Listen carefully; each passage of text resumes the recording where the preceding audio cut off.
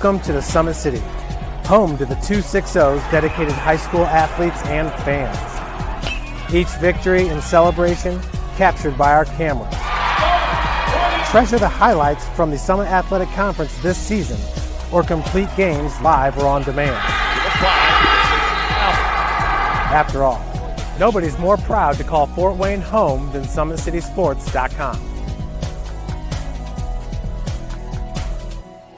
The athletes has always been here, and they're getting better. I'm watching, Summit City Sports, man, they're doing an awesome job. And, that's a plug. Them dudes are doing an outstanding job. And I'm able to be in Nashville and watch games on YouTube that they're broadcasting, and I'm seeing the talent. And it is just truly outstanding. And, you guys have seen the talent that's in the NFL now from Fort Wayne, Indiana, the talent that's coming up now, and the talent that, is just here, man. It's really cool. Developed for athletes of all sports, PSM's Edge training program is a personalized, high-intensity experience designed to help you outperform the competition. Whether you're looking to enhance your speed, strength, power, agility, or overall fitness, our expert training staff will build a program that adapts to your schedule while maximizing your overall performance. Now accepting athletes 12 years old and up. Get started today. Schedule your free evaluation at psmsports.com/edge.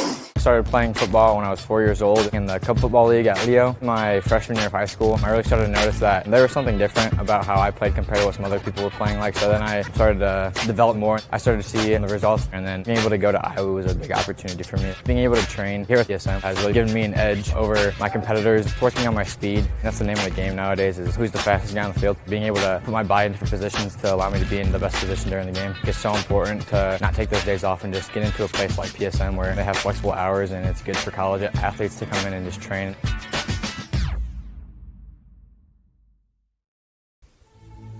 Anderson Heating and Air, locally owned and operated with over 50 years of experience. Call us today and get a free quote on a brand new furnace and AC, financed and available. Don't wait. Call us today and sign up for a maintenance agreement and stay cool. Our maintenance agreements will ensure that you're first in line if you have an emergency, and we'll send one of our service techs out for cleanings twice a year. Call us at 557-0958 or request an appointment on our website. Call Anderson Heating and Air, where your emergency is our emergency.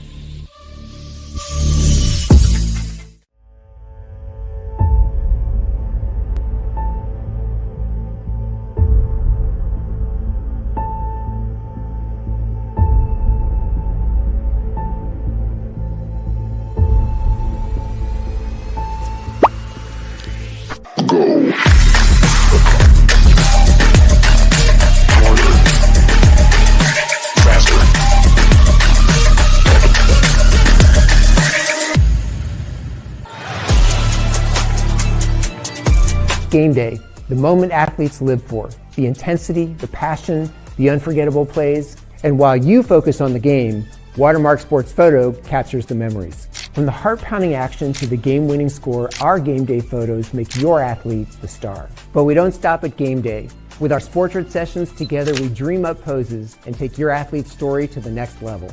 Serving Northeast Indiana and Northwest Ohio, from colleges to high schools and club sports, moments fade, but the memories last forever. Watermark Sports Photo, where every shot is legendary. At PSM Sports Therapy, recovery is more than getting you back to your sport. It's about building a stronger version of you. Our team of experts uses state-of-the-art technology to build personalized care plans that get you healthy and back in action safely. With no physician order needed, contact us directly to receive top-quality care exactly when you need it. Call 260-266-4007. Visit one of our Fort Wayne locations or go to psmsports.com to learn more. The future is what you make it, so make it matter.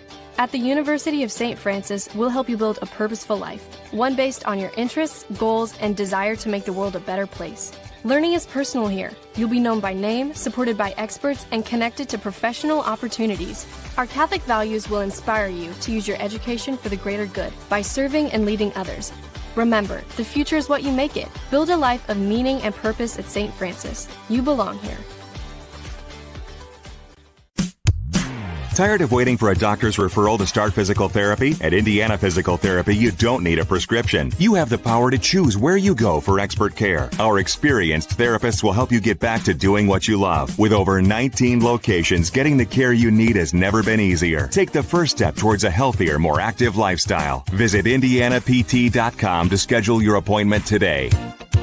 Indiana Physical Therapy, where people go to get better.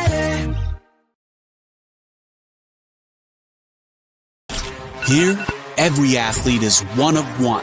Every day is an opportunity to improve, to become faster, stronger, healthier. That's our commitment.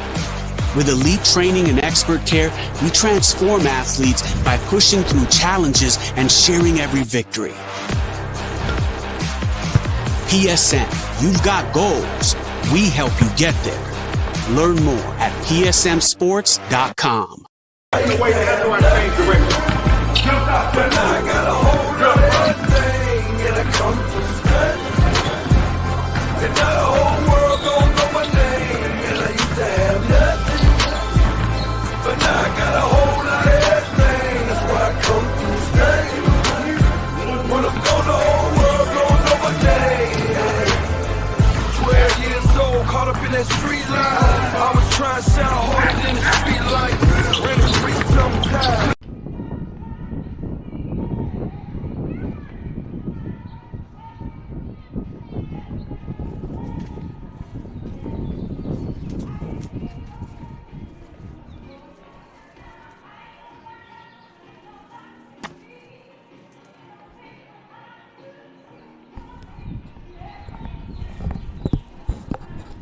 Welcome in, everybody. We are here at Parkview Field for the final day of the Parkview Sports Medicine Baseball Classic for the year 2026.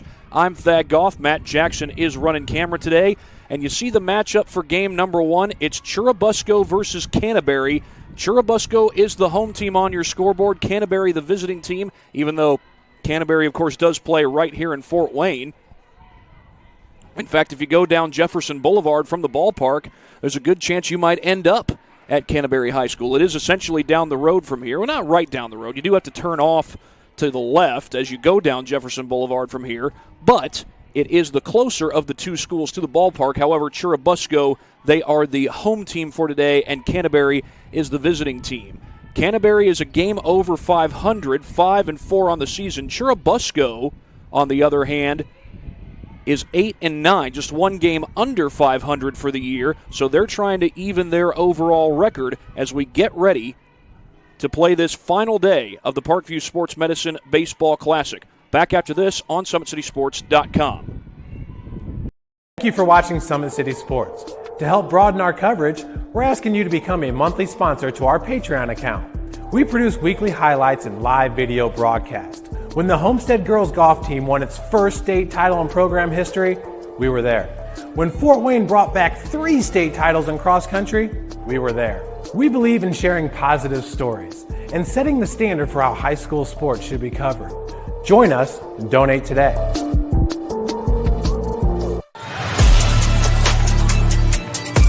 Game day, the moment athletes live for, the intensity, the passion, the unforgettable plays. And while you focus on the game, Watermark Sports Photo captures the memories. From the heart-pounding action to the game-winning score, our game day photos make your athlete the star. But we don't stop at game day. With our Sportrait sessions, together we dream up poses and take your athlete's story to the next level. Serving Northeast Indiana and Northwest Ohio, from colleges to high schools and club sports, moments fade, but the memories last forever. Watermark Sports Photo, where every shot is legendary.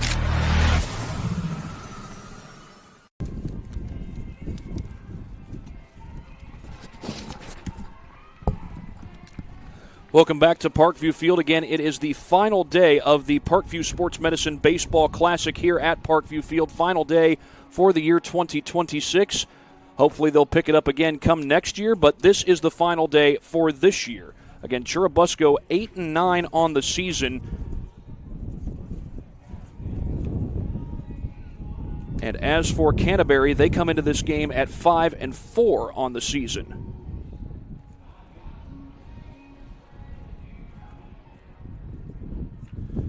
Churubusco does bring some really good talent to the team, as you would expect for a lot of the teams in the area. They all have some kind of really good talent on the roster. One guy who's hitting well is Darion Gordon. He's hitting at 309 this season. 306 is Gordon's batting average for the year so far. Aaron Norris also having a really good season. Norris batting 372 for the year on the season. Those are just some of the good hitters for Churubusco, but you'll see Canterbury up to bat when we get this ball game started. We'll be back in a few seconds here on SummitCitySports.com.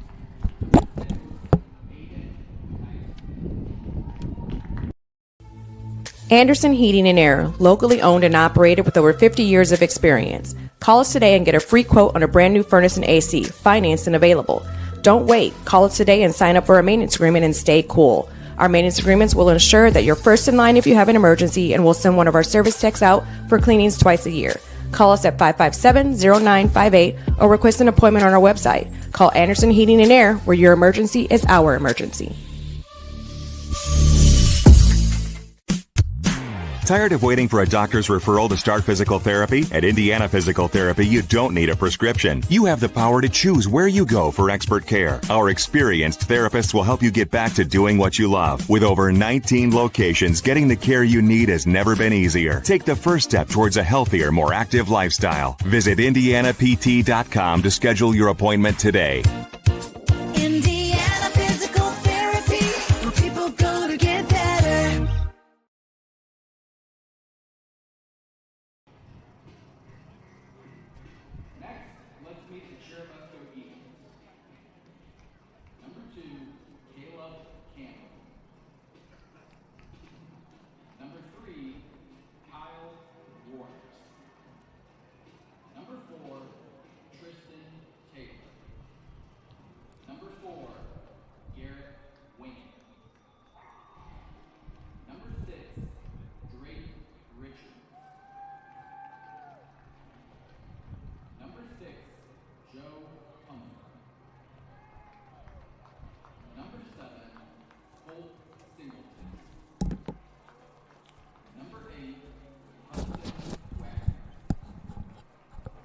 Right now, the Churubusco starting lineup is being announced by PA announcer Chris Darby. Check that. That's actually Matt Gale who's serving as the PA announcer. I can see him over on the other press box, the one farthest to my left. There's actually technically 4 press suites. I guess you could say 5 press suites technically.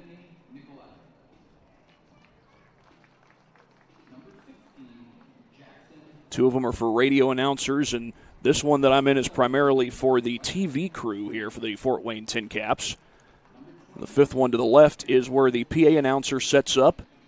The one to the right of that is usually where the official scorer and scoreboard operator will set up.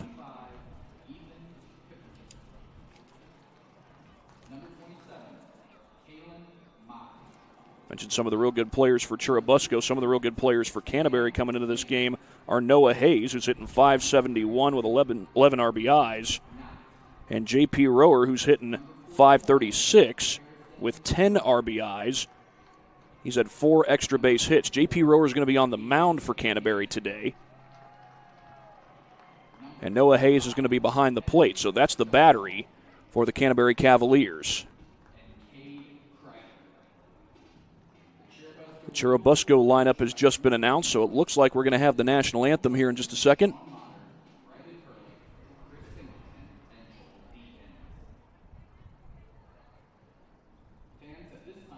Yep, we are going to have the national anthem, so we'll take a quick break.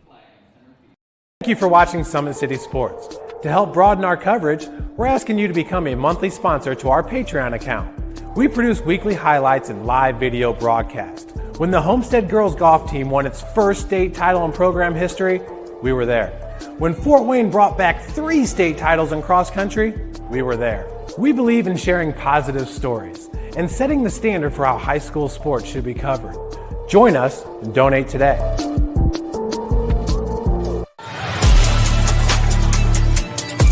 Game day, the moment athletes live for, the intensity, the passion, the unforgettable plays. And while you focus on the game, Watermark Sports Photo captures the memories. From the heart-pounding action to the game-winning score, our game day photos make your athlete the star. But we don't stop at game day. With our Sportrait sessions, together we dream up poses and take your athlete's story to the next level.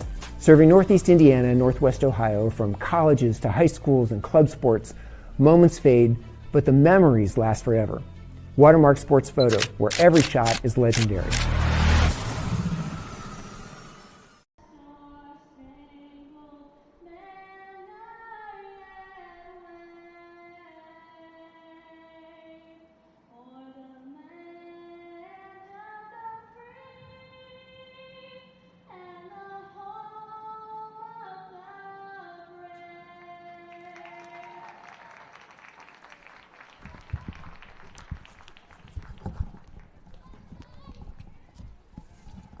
That was the national anthem performed by one of the students from Canterbury High School. And now it is time to go ahead and give you the starting lineup. I'll give you the starting lineup for Canterbury. They are the visiting team on the scoreboard.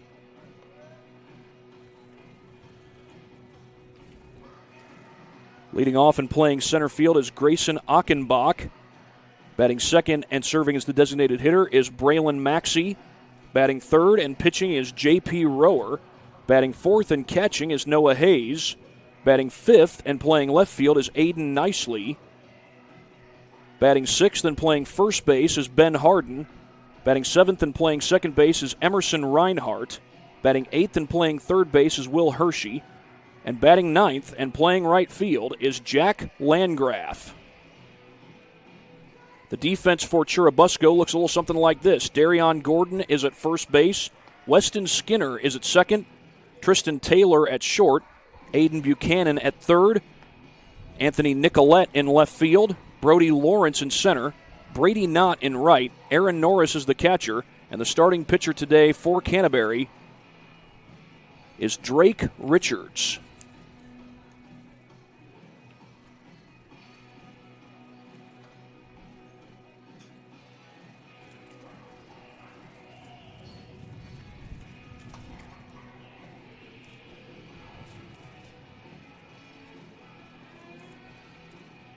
Churubusco again trying to even their overall record. They come into this game at 8-9 on the season.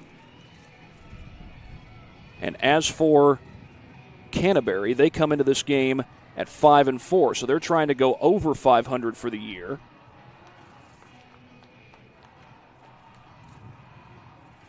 Excuse me, they're trying to get to 500 for the year, not trying to go over 500, not yet. Obviously, you can't go over 500 until you get to 500.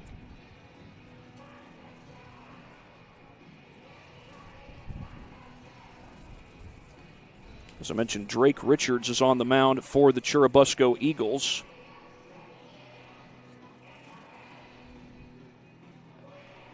And he comes in with an earned run average of 5.43. He is 0 for 3 so far this season.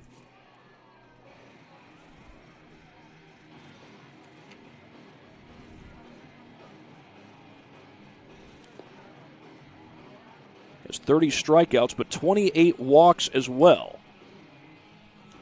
Now, of course, crazy things can happen here at Parkview Field. Crazy things here have happened at Parkview Field. Now, I wouldn't say that it's crazy that Carroll would beat Homestead on the baseball diamond. Carroll's had plenty of good teams, so has Homestead. That happened last night when Carroll beat Homestead.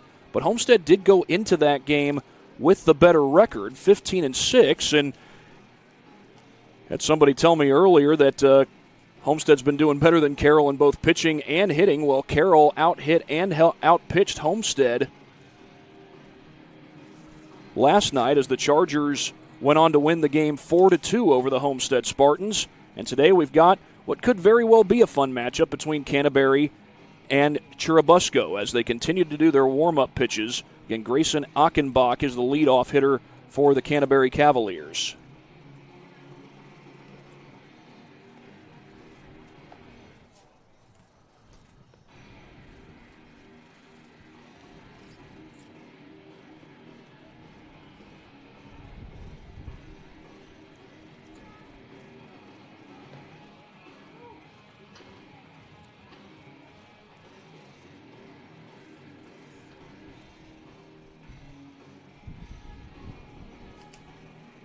Churubusco defeated Prairie Heights yesterday. That was a home game for the Eagles. That was their most recent game.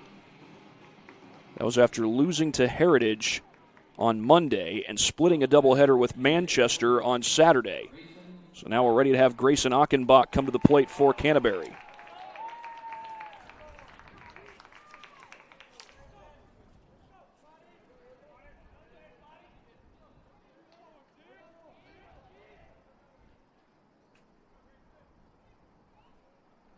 First pitch to Achenbach is outside for ball one. Bubba McMahon is the head coach for Canterbury, longtime head coach for Canterbury.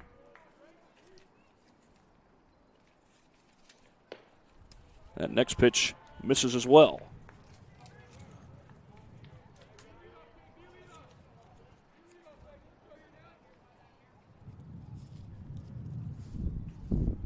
The 2-0 on its way, and that one is in there for a called strike.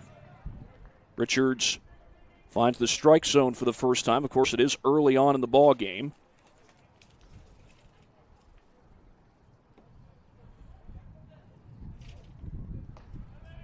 And that's also in for a called strike. Count runs even at 2 apiece.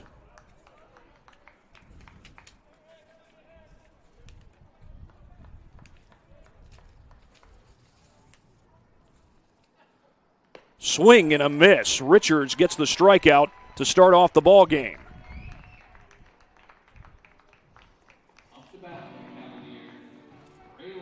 That'll send up Braylon Maxey. Maxey, a .320 hitter on the season. Got good hitters in the top of the order for Canterbury, and one of the leading run producers on deck in J.P. Rower. We'll talk a little bit more about him later. Talked a little bit about him already as that pitch is off the plate for ball one. Well, Richards started behind in the count with Achenbach just a moment ago. Starts off behind with Maxey here, but he did strike out Achenbach to finish the at-bat. Sometimes it's not so much how you start, but how you finish.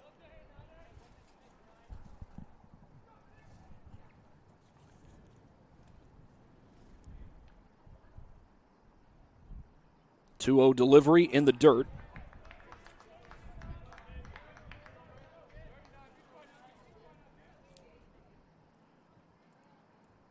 Maxey with 5 RBIs this year. One of his hits is a double. He's got 8 hits total. And that's a called strike. 3-1 the count.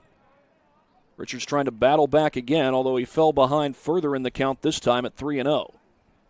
But again, can you battle back and either get the strikeout or make him put the ball in play? Oh, I tell you what, Maxey was ready to run to first. The call is strike 2, and it's a full count. That pitch was close, but called as being on the corner. There's the payoff. Called strike 3.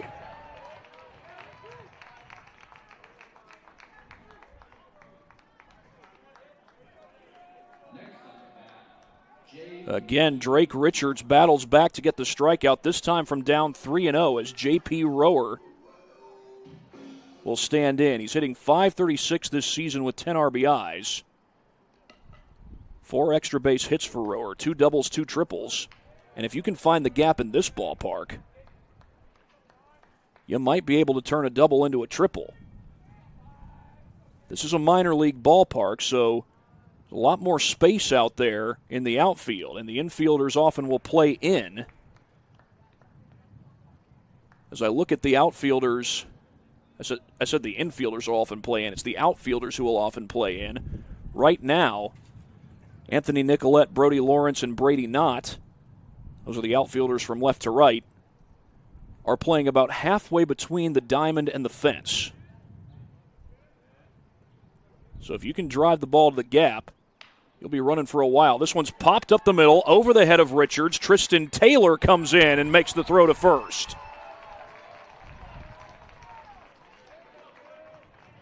And with that, the Cavaliers go down 1-2-3. Go to the bottom of the first inning after this on SummitCitySports.com. game day, the moment athletes live for, the intensity, the passion, the unforgettable plays, and while you focus on the game, Watermark Sports Photo captures the memories. From the heart-pounding action to the game-winning score, our game day photos make your athlete the star. But we don't stop at game day. With our Sportrait sessions together, we dream up poses and take your athlete's story to the next level. Serving Northeast Indiana and Northwest Ohio, from colleges to high schools and club sports, moments fade, but the memories last forever. Watermark Sports Photo, where every shot is legendary. We're getting ready for the bottom of the first inning between Canterbury and Churubusco. Here's the starting lineup for Churubusco. Darion Gordon is the leadoff hitter. He'll be followed by Brady Knott, the right fielder. Batting third is the catcher, Aaron Norris. Batting fourth is the second baseman, Weston Skinner. Batting fifth is the shortstop, Tristan Taylor. Batting sixth is the pitcher, Drake Richards. Batting seventh is the center fielder, Brody Lawrence. Third baseman, Aiden Buchanan. Bats eighth. Left fielder Anthony Nicolette rounds out the starting lineup for Churubusco. Defensively for Canterbury, they've got Ben Harden at first base, Emerson Reinhardt at second, Sam Landgraf at short, Will Hershey at third, Aiden Nicely in left field, Grayson Achenbach in center, at Jack Landgraf in right field. Noah Hayes is the catcher, and J.P. Rower is the starting pitcher today for the Canterbury Cavaliers. As I recall, J.P. Rower also played basketball for these Cavaliers, and I know that Noah Hayes also did. They were pretty good on the B-ball court. So far, Rower's been good on the mound this year, a 2.78 ERA and a 3.0 record in 4 appearances. He's pitched 22 2/3 innings. He's been the most frequently used pitcher on the roster for Coach Bubba McMahon and these Canterbury Cavaliers. 14 strikeouts. He leads the team in that category. Only 4 walks. Has given up some hits. He's given up 26 of those. Swing and a miss by the leadoff hitter, Darion Gordon, for Churubusco.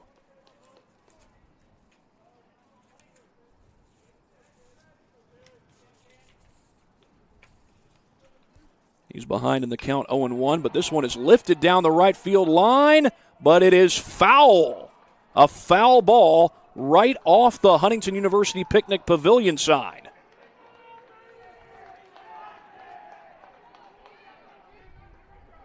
It sure looked like that was where it hit. At least watching it live, that's the case.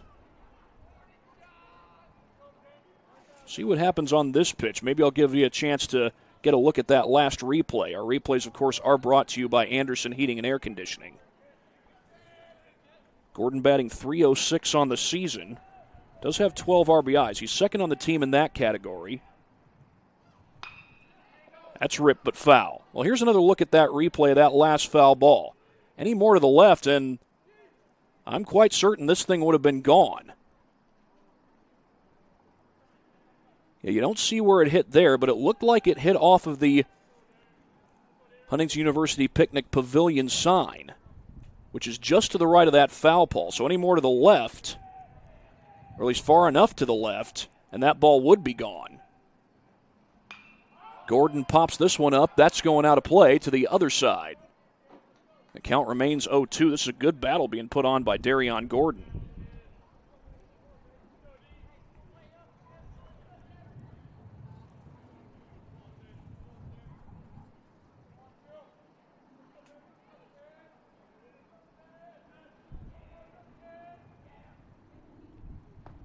On the corner, called strike 3. Rower gets the strikeout to start the game.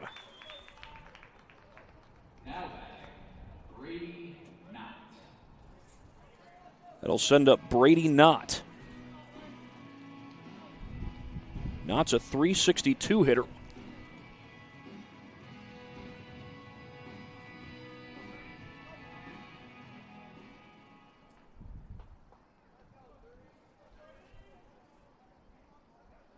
Has 7 RBIs on the season, but he comes up with nobody on base at this point.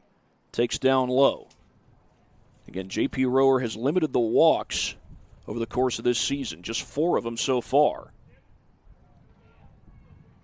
Swing and a miss. Went more outside. Painted the corner to get that strikeout with Gordon at the dish moments ago.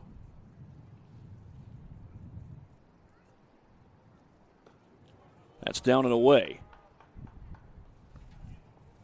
Well, I'm not a weatherman, but I can see the clouds overhead, so I would say that I'd say partly cloudy. The sun is coming through.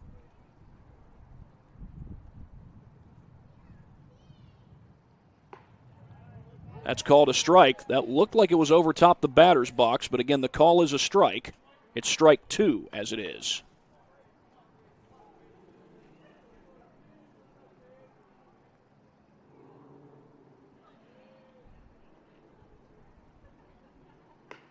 That's up and away, and the count goes full on Knott.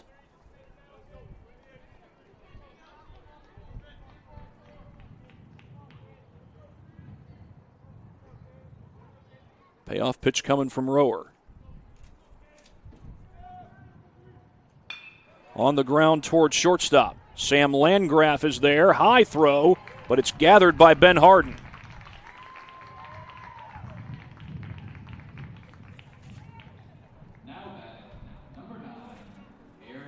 That'll send up the catcher, Aaron Norris, a .372 hitter.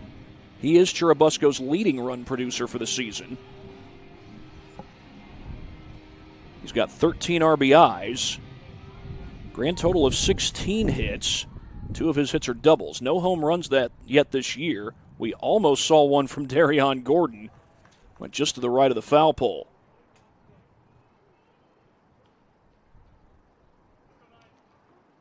If it had gone further to the left, it probably would have been gone. The 0-1 on its way. Slat foul, and it's an 0-2 count. Rower did fall behind with Knott just a moment ago.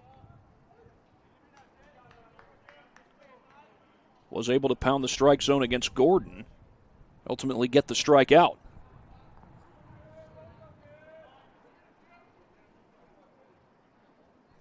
The 0-2 kept alive by Norris. Weston Skinner is on deck. Skinner's having a good season, batting .378.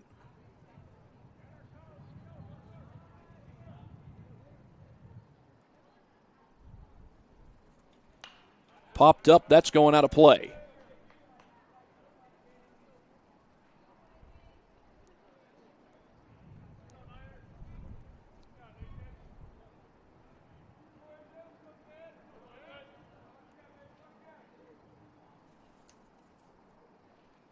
In the dirt for ball 1. J.P. Rower's been able to find the strike zone pretty well so far today. Even though he fell behind to Brady Knott, he got the ground out to short. And a good throw from Sam Landgraf. Hit to the right side, backhanded by Emerson Reinhart. And Reinhart's throw is in time. Nice little pick by Reinhart to get out number 3 here in the first. That will take us to the second inning. Back after this break on SummitCitySports.com. Thank you for watching Summit City Sports. To help broaden our coverage, we're asking you to become a monthly sponsor to our Patreon account. We produce weekly highlights and live video broadcasts. When the Homestead Girls Golf Team won its first state title in program history, we were there.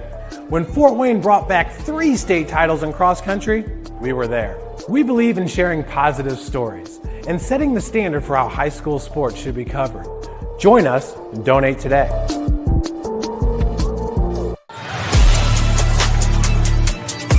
Game day, the moment athletes live for, the intensity, the passion, the unforgettable plays. And while you focus on the game, Watermark Sports Photo captures the memories. From the heart-pounding action to the game-winning score, our game day photos make your athlete the star. But we don't stop at game day.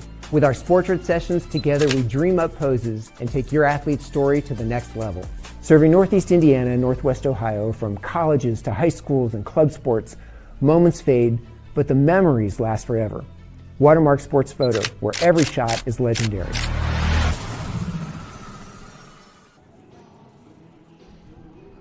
Back for the second inning here on SummitCitySports.com. This is the Parkview Sports Medicine Baseball Classic, streaming live on SummitCitySports.com. It's Noah Hayes, Aiden Nicely, and Ben Harden all due up for the Canterbury Cavaliers here in inning number 2. Canterbury is the visiting team on the scoreboard.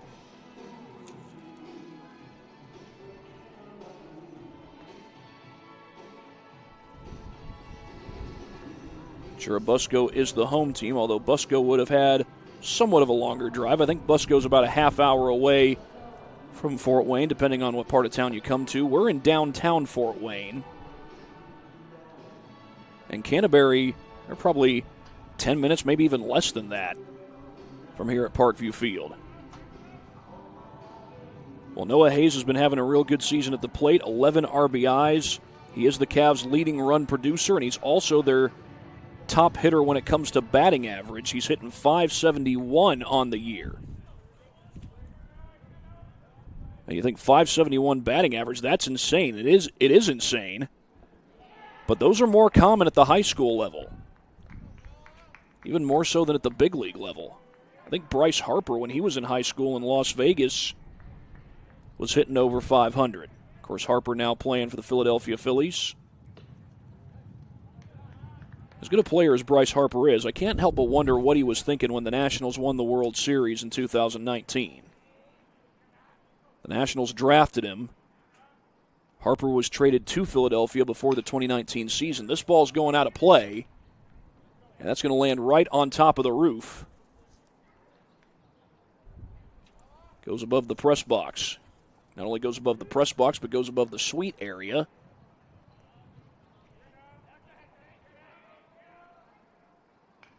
Slap foul, and the count runs even, so Hayes seems like he's looking for pitches to hit. That's not surprising, considering he's batting over 500 on the season. Noah Hayes also a really good basketball player. His basketball coach, Derek Adams, is here today.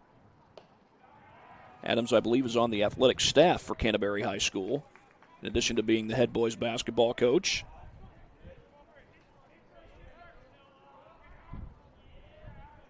It would have been 2 years ago when Coach Adams got to coach Team Indiana in the Nancy Ream Border Wars Classic. Team Indiana won that time on the boys' side. The boys' team lost this time to Northwest Ohio.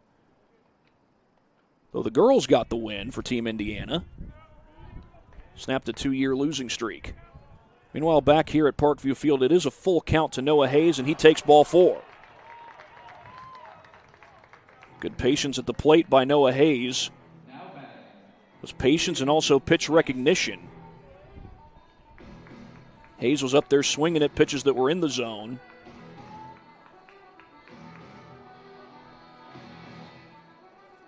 And taking pitches that were outside of it. He's only struck out 3 times this year. Aiden Nicely is the batter. He squares the bunt. There goes Hayes. Throw comes down to second to the left of the bag, and he missed the tag. That's the catcher stealing second. The pitch was a strike. So Nicely gives up a strike to move the runner into scoring position. We'll see if he bunts again. Gordon's anticipating it. He's in on the grass in front of first base. Oh, that looked like a good pitch. It's called a ball.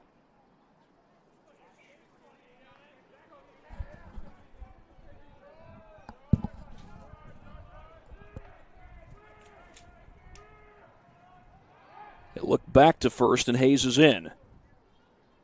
Hayes is the catcher, so you can courtesy run for the catcher, but I think that's still him out there.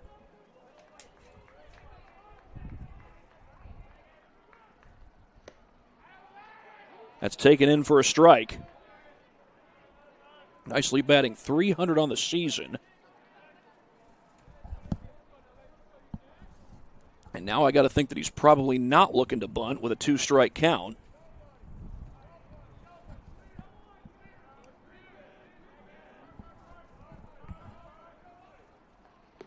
That's down and away for ball 2. So he didn't square there, but the reason you usually don't bunt with a 2-strike count is because if you do bunt with 2 strikes and you foul it off, it's a strikeout. It's a big hole to the right side. We'll see if Nicely tries to go that way, but now Skinner moving back and forth from the bag. That's taken outside, ball 3.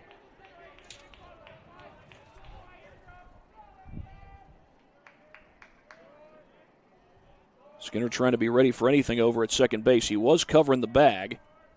Now it's Taylor covering the bag. Skinner will switch places. On the corner, called strike 3.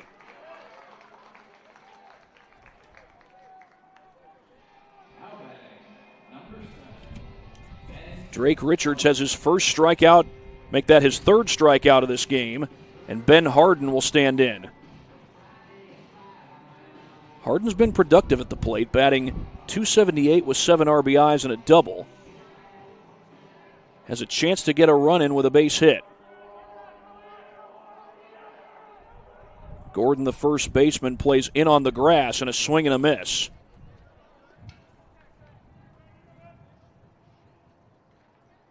This is the last day of the Parkview Sports Medicine Baseball Classic. We have one more game after this one. It's scheduled for 7 p.m. between Eastside and West Noble.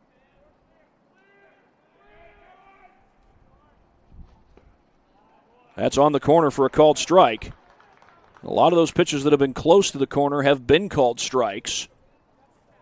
That's been pretty consistent on the part of this home plate umpire. Harden looking to bring home the first run of the game.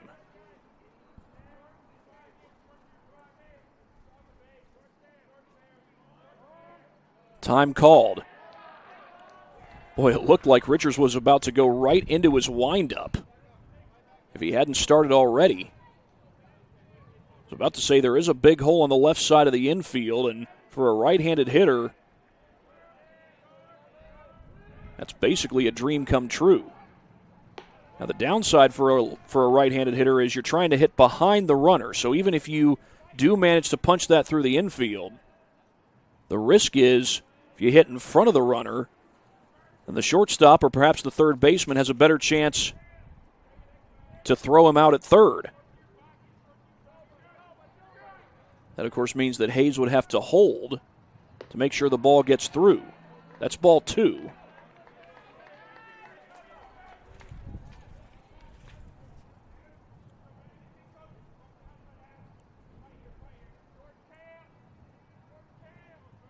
Churubusco's playing this, daring him to hit behind the runner, with Taylor covering the bag and then Skinner now moving over. Swing and a miss. That's the 4th strikeout of the game for Drake Richards.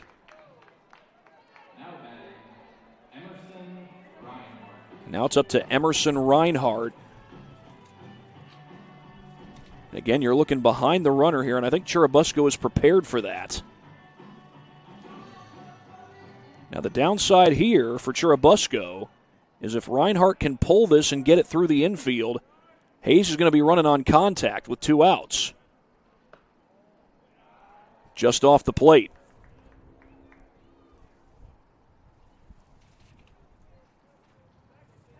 So now Taylor moves back to his rather shortstop position, regular shortstop position that is, although he and Skinner still moving to and from the bag. That's up and away for a ball. Emerson Reinhardt hitting .333 on the season, only 4 RBIs. He's got a chance to bring home his 5th ribby of the year. Trying to get Canterbury on the board. That gets away. And on to third is Hayes.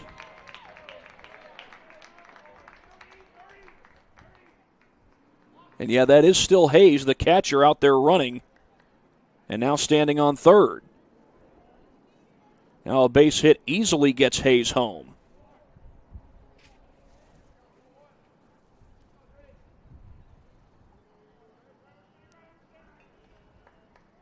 As a base hit through the infield gets him home.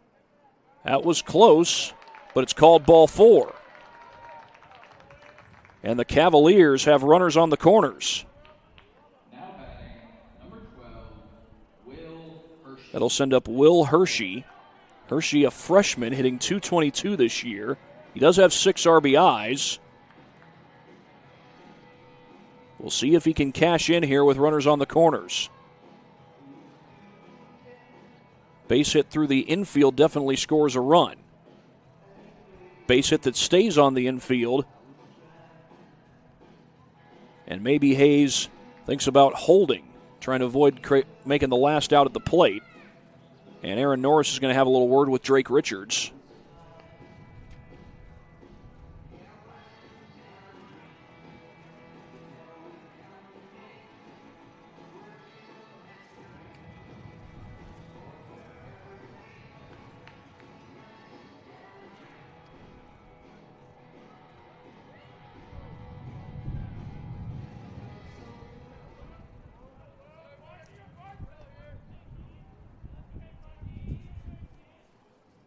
Runners on first and third for the Cavaliers. And Will Hershey sees a wild pitch go by. Hayes comes home. They got a chance, but he's safe. Hayes beats the tag from Richards. And the Cavaliers strike first. Richards had a chance to get him, but it did look as though Hayes just beat the throw.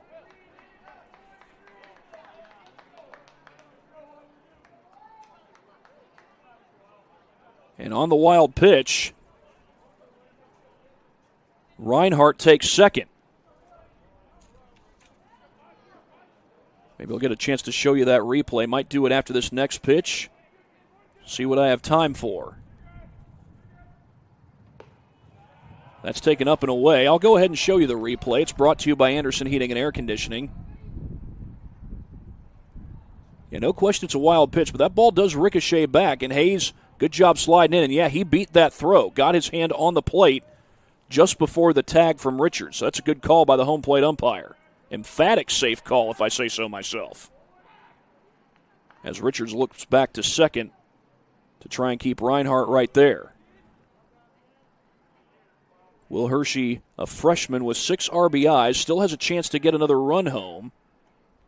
Only now he's looking to drive in an insurance run. Count is 2-0 meanwhile.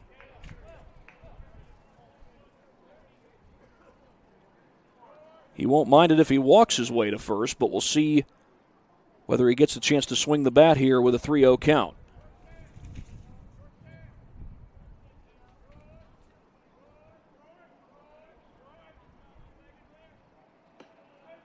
He will not swing. He takes a strike instead. 3-1 the count. That pitch did look up for being a strike.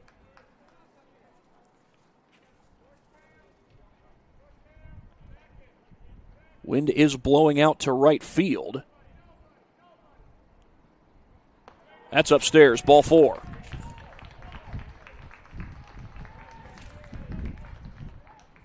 Three walks in this game for Richards. They've all come here in the top of the second. And one of the coaches from Churubusco is going to have a little word with Drake Richards.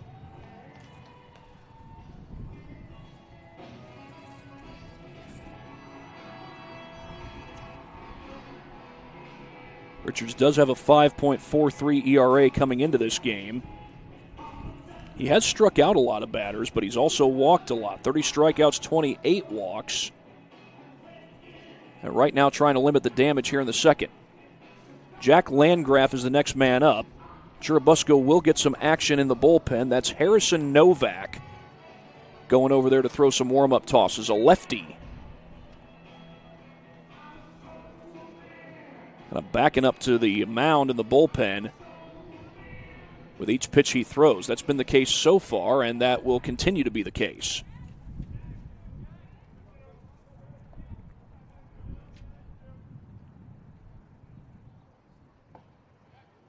That catches the bottom of the zone, strike 1. Jack Landgraf, the starting right fielder for Canterbury.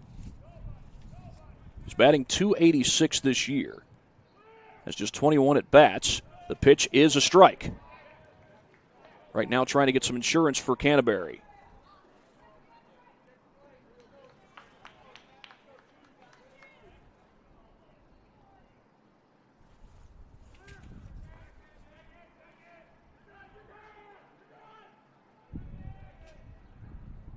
Swing and a miss.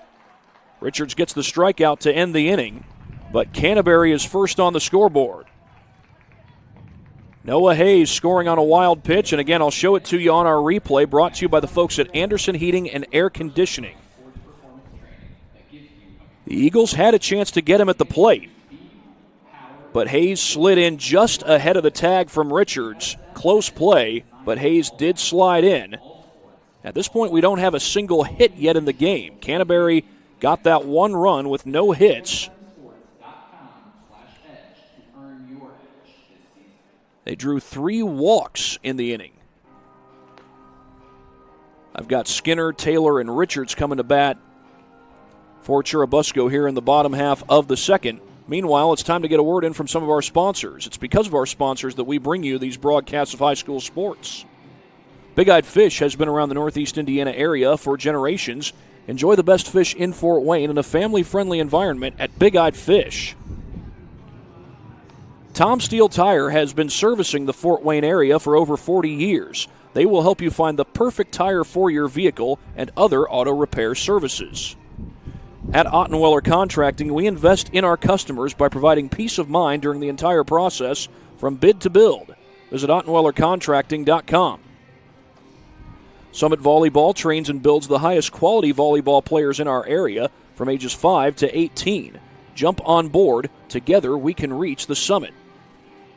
Jolly Law Firm is the area's best criminal defense firm, helping defend the accused from the government. Whether you're facing an OWI or any other criminal accusation, Jolly Law Firm is the answer. To the bottom of the second we go with Canterbury leading by a score of 1-0. Noah Hayes scoring on a wild pitch with 2 outs. And at the time, runners on the corners. It's Weston Skinner to lead off for Busco, and he got hit by the pitch. So the Eagles will have their first base runner of the game. We had a 1-2-3 first on both sides. Canterbury drew 3 walks in the top of the second, and now the leadoff hitter for Busco here in the bottom of the second is on base, and Taylor puts down a bunt to move that runner. He does the job. He's out at first, but Skinner has advanced to second. Now up to the plate, Drake Richards. That'll send up Drake Richards.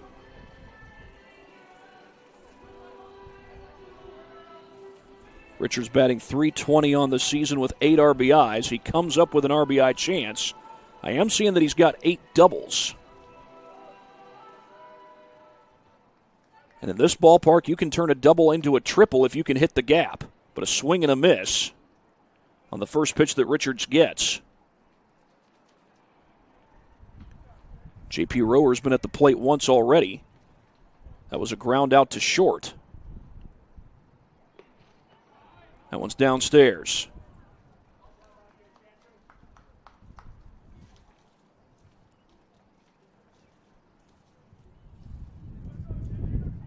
Canterbury broke through on a wild pitch to get their first run of the game.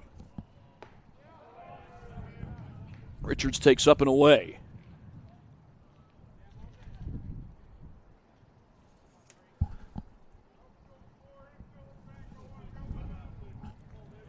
I say that you can turn a double into a triple in this ballpark because this is, of course, a minor league ballpark, so it's deeper to the gaps than in most high school ballparks.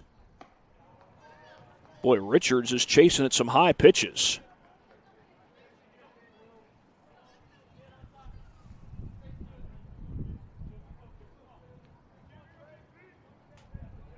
If I had to guess, I'd say he's looking to drive the ball into one of those gaps. He flares this one into center field. Lawrence got turned around. Now he's got a long way to run. He does make the catch. Check that. That's Achenbach who makes the catch. Richards is able to move the runner as Skinner makes it to third. It is, however, the second out. And in all likelihood, Churubusco would need a hit to get this runner home. Now, Canterbury was able to score a run without a hit. That does happen. But with 2 outs, it's very difficult to come up with a run without a hit. It can happen. We saw it happen in the top of this inning. But the best way to get that runner home is to knock this ball over the infield. That's what Brody Lawrence is trying to do. I said Brody Lawrence was going back for that fly ball. It was Achenbach who was going back. Lawrence is the center fielder for Churubusco. And he takes down and in.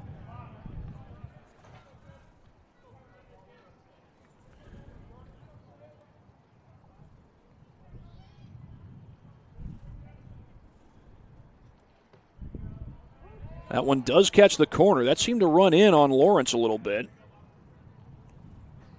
Lawrence, a .267 hitter. He does have 8 RBIs.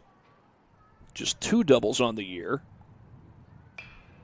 He slaps that one out of play.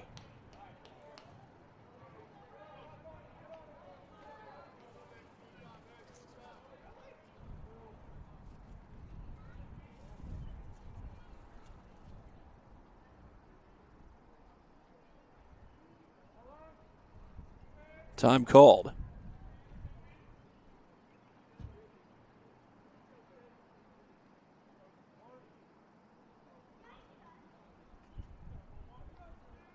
Canterbury got their only run on a wild pitch with 2 outs. Called strike 3. Canterbury strands a runner at third to keep that 1-0 lead. And we're going on to the third inning when we come back on SummitCitySports.com.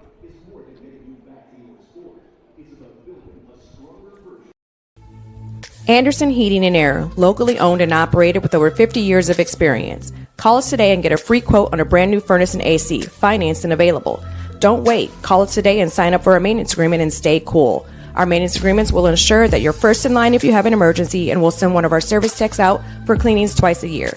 Call us at 557-0958 or request an appointment on our website. Call Anderson Heating and Air, where your emergency is our emergency. Tired of waiting for a doctor's referral to start physical therapy? At Indiana Physical Therapy, you don't need a prescription. You have the power to choose where you go for expert care. Our experienced therapists will help you get back to doing what you love. With over 19 locations, getting the care you need has never been easier. Take the first step towards a healthier, more active lifestyle. Visit IndianaPT.com to schedule your appointment today. Indiana Physical Therapy, where people go to get better.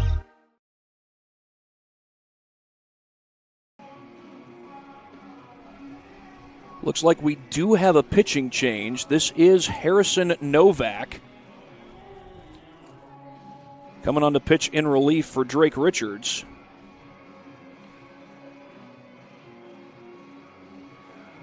Well, Richards so far in this game does have 5 strikeouts. He also has 3 walks and a wild pitch that got the first run in for Canterbury. What at this point is the only run. For Novak, he's got an 11.67 ERA, 7 appearances, a record of 0-1 on the year.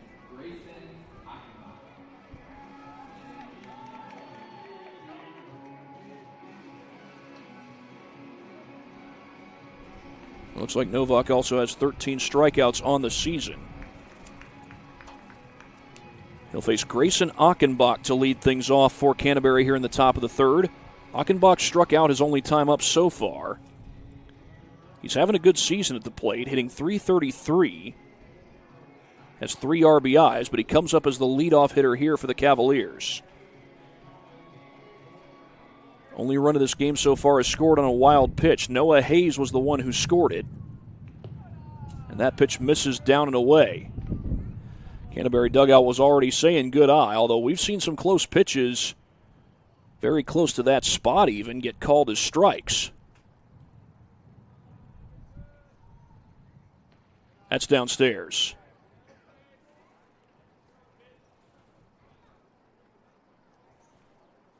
Wind's still blowing out toward right field, but not as strong right now, it doesn't look like, as that one gets away. Luckily for Novak, there's nobody on base right now, but it is a 3-0 count.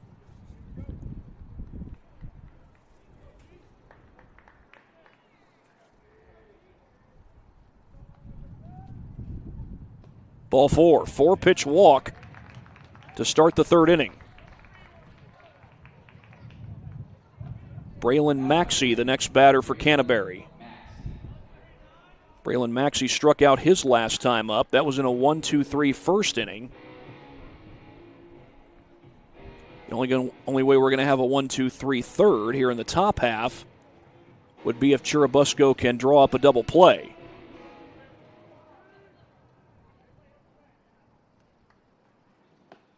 That was very close and on the corner. Novak gets the strike.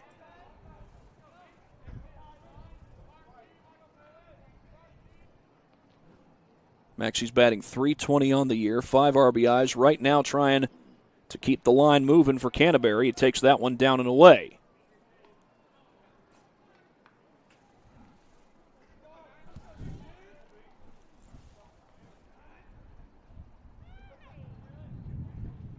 Throw back to first. It is not in time. So they pay some attention to Achenbach over there at first base. Again, we've got West Noble versus Eastside coming up after this game is all done. Eastside from Butler, Indiana. West Noble from Ligonier. Another throw over, and that play looked even closer. Not sure Gordon was able to scoop it cleanly at first. He was a little late on his tag.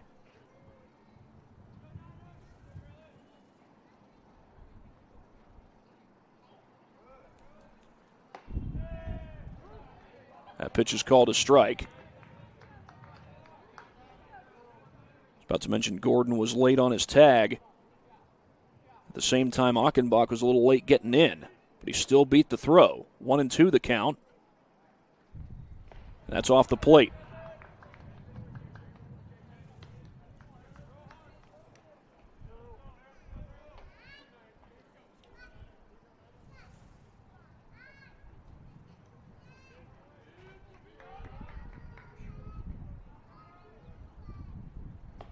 Up and away. That's going to make it a full count.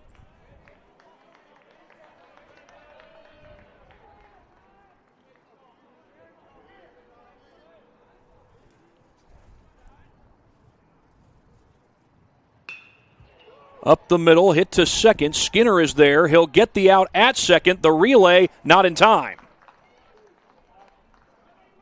Skinner gets the lead runner, but still a man on base for the Cavaliers.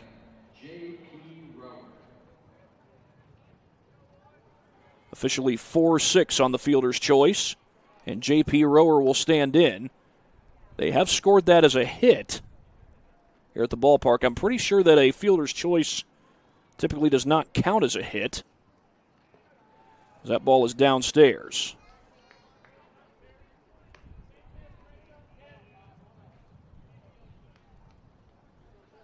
Well, Rower grounded out his last time up, grounded out to short.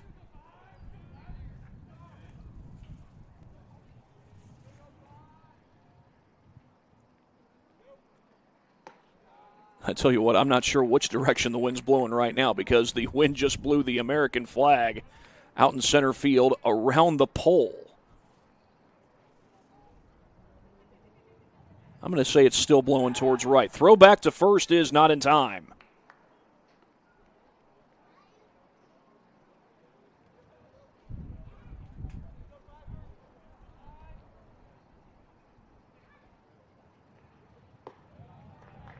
Three and 0 the count on Rower.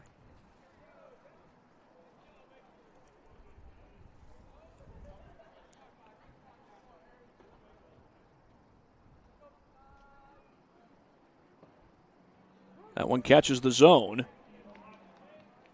Count goes to 3-1.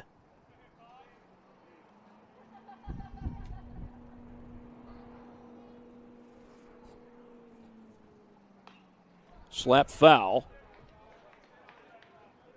As I have it, it's a full count. Noah Hayes on deck. He's scored the only run up to this point.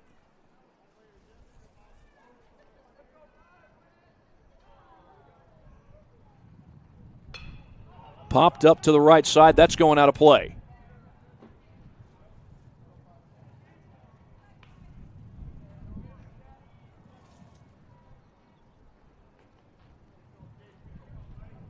There is a lot of room to the right side of that infield. If Rower were to try and go the other way, he takes off the plate for ball 4.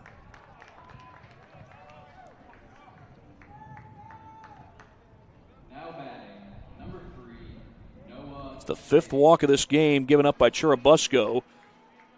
And J.P. Rower, who is the pitcher, is going to have a courtesy runner come out to run for him. That's Landon Mock.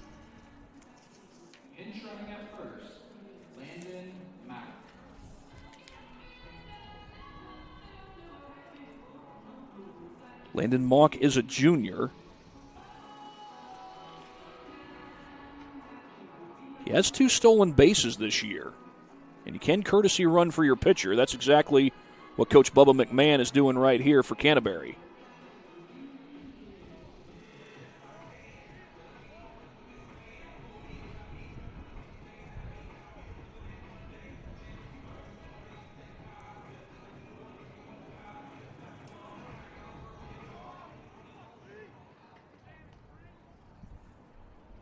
Pitch on its way, and that one misses upstairs. 1-0 the count.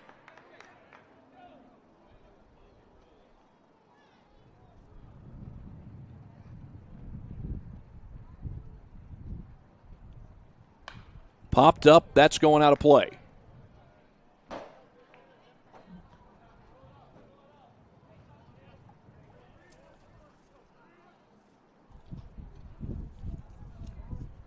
Hayes walked his last time up, eventually came around to score on a wild pitch. That is the only run of the game at this point.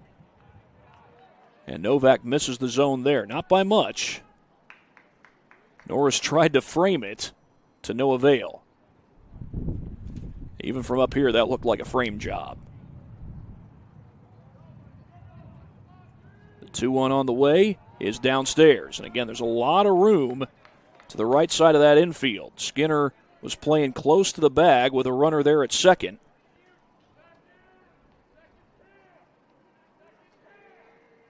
Hayes at the dish now. Aiden nicely on deck. Fly ball lifted into center field. Lawrence going back, going a long way back, and he won't find it. 1 run's going to get in, and it might be 2. McMahon is waving him home, and Mock is going to come in to score on a 2-run triple by Noah Hayes.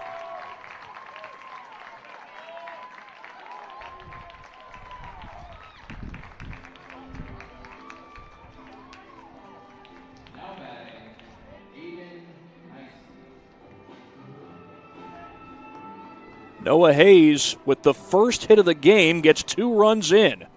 He had scored the game's only run, and now he drives in 2 more. And Hayes still standing on third. No courtesy runner for him, and he's probably thinking, wait a minute, my pitcher gets a courtesy runner, but I don't? Well, he scored a run, so he'll probably take that. The pitch is up and away to Aiden Nicely. Nicely struck out his last time up. He is hitting .300 on the season. For Hayes, he now has 13 RBIs this year. That was foul tipped into the glove for a strike. The count goes to 2-1. Canterbury looking to pile on here in the top half of the third. 2 runs already in, and a runner standing on third, and it's 3-1 on Nicely. Obviously, Novak doesn't want to give up the walk, but even if he does, it's runners on the corners and a chance at a double play. Now for Canterbury, it's a chance to add to their lead, and there is ball 4.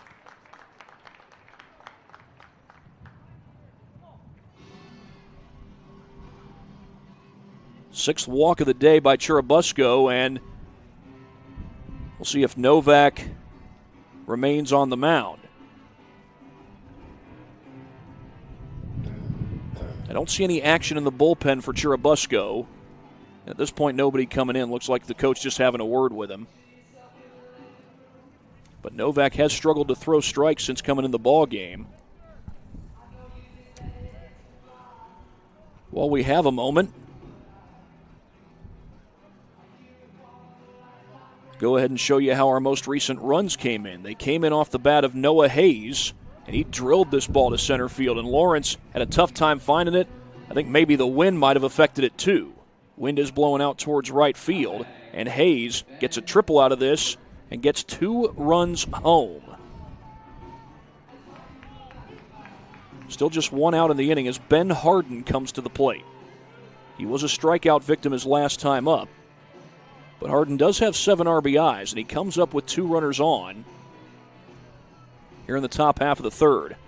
Harden at the dish. Emerson Reinhardt is the man on deck. I think that was just Tristan Taylor having a little word with Harrison Novak.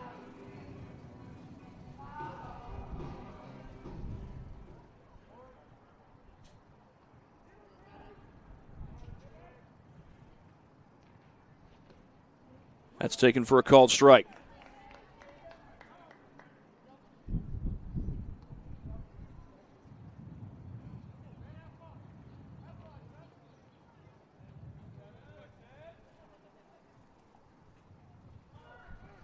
He was squaring to bunt. Throw comes down to second. Hayes will not take home. And Mock will take second.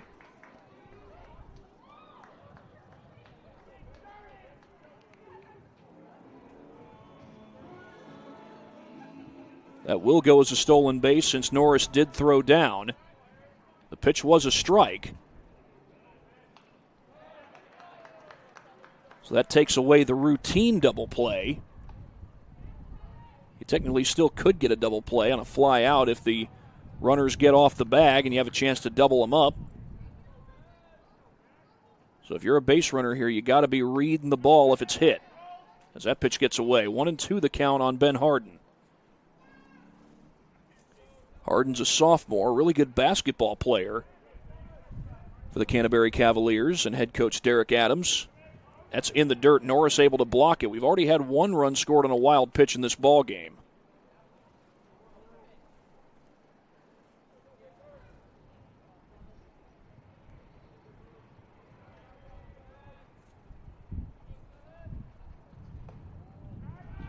That was off the plate, and it's a full count.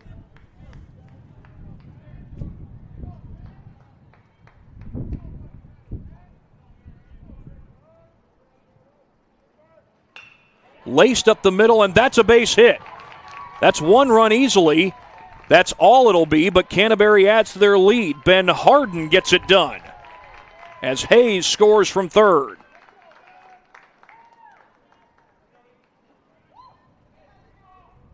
Now batting, number 10, Emerson Reinhardt. Only 2 hits for Canterbury so far today. They've both come here in this third inning, and they're looking for more. Certainly looking for more runs as Emerson Reinhardt stands in, and he takes upstairs.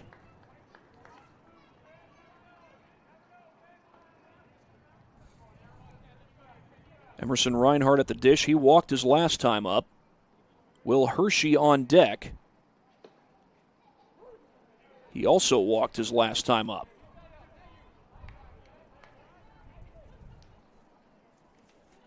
Reinhardt's a freshman. Getting the start today at second, but a swing and a miss, and it's a 1-2 count. Reinhardt looking to get this over the infield. He can do that. He's at least got a chance to hit a sac fly. Get the runner in from home, but a swing and a miss, and he's down on strikes. So now the sac fly is off the table. Up to the plate, number 12. That'll send up Jack Landgraf. Check that, Will Hershey. Landgraf will be on deck now, but Hershey's at the dish. Again, he walked his last time up. He's a freshman. There goes the runner. Pitch wasn't thrown. That was a balk.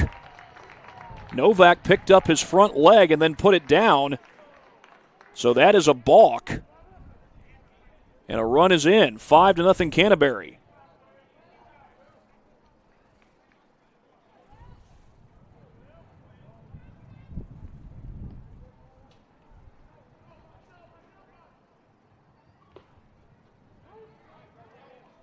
Some happy feet from Harden over there at second. The pitch was a strike.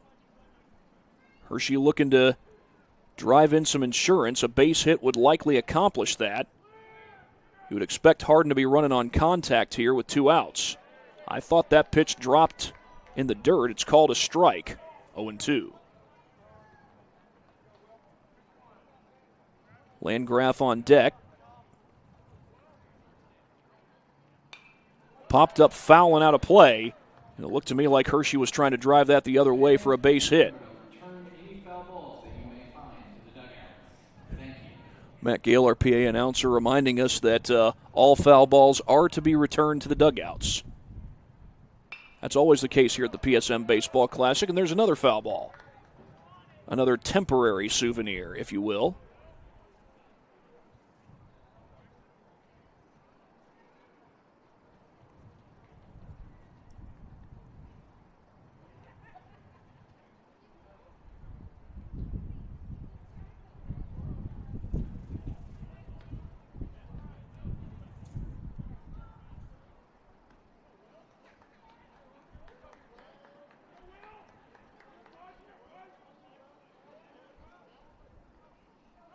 There goes the runner. Popped up, and that's going out of play. So Harden's got to go back to second. It's a good battle being put on by Hershey with a 2-strike count. Trying to swing at anything close. That's what you're supposed to do with a 2-strike count. Time called.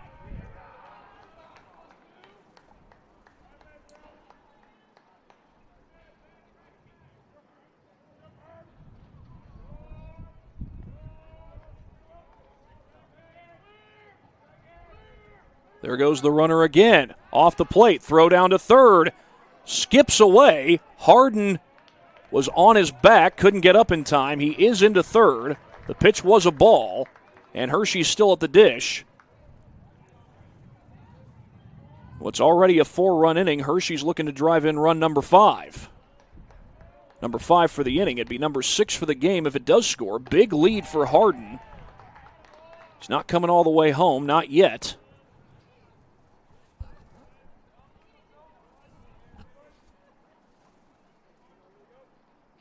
Swing and a miss.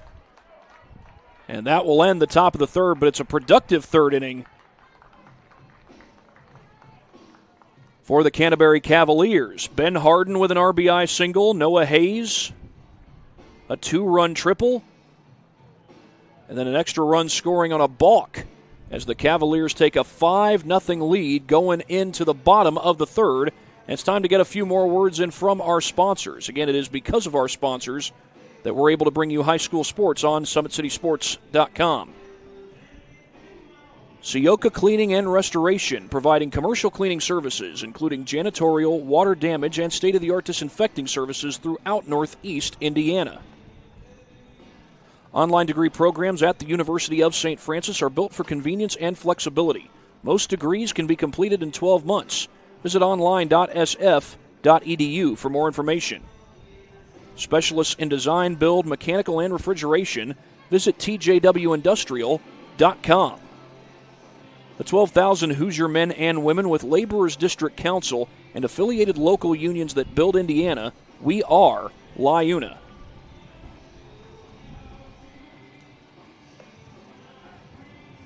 Only 2 hits so far for the Canterbury Cavaliers, but they lead at 5-0.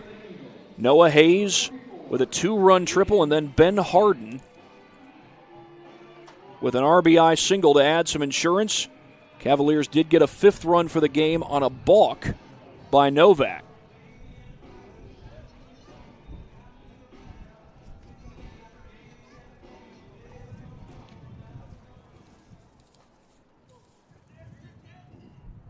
Aiden Buchanan, the third baseman, will lead things off for Churubusco. He's the number 8 hitter in the lineup for the Eagles, and he fouls that pitch off. Anthony Nicolette is on deck, and the leadoff hitter Darion Gordon in the hole.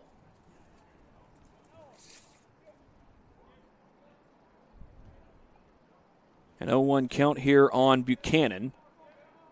Only batting 100 on the year. He is a freshman. Does have 3 RBIs on the season. Swing and a miss at a breaking ball. And again, Churubusco has action in the pen.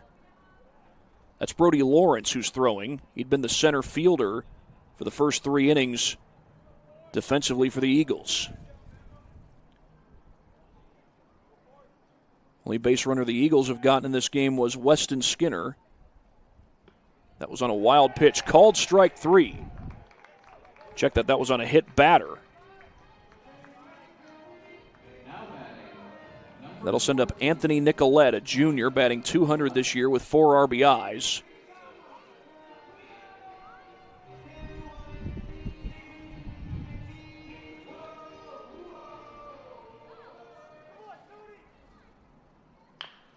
Bouncer towards short.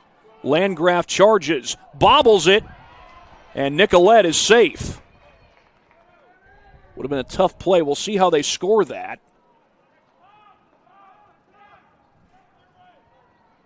Landgraf got job 1 taken care of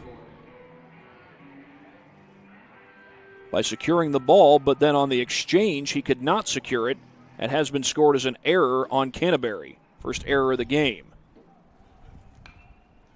as Darion Gordon stands in. Gordon batting .306, 12 RBIs. He's got a runner on first. But we've seen it here in this PSM Baseball Classic. If you can hit the ball to the gap, you've got a chance to drive in a run, as long as there's a man on base. That's because this is a big ballpark. Again, we're in a minor league ballpark. Parkview Field is the home of the Fort Wayne Tin Caps, the High A affiliate of the San Diego Padres. Laced up the middle, base hit. Darion Gordon is aboard.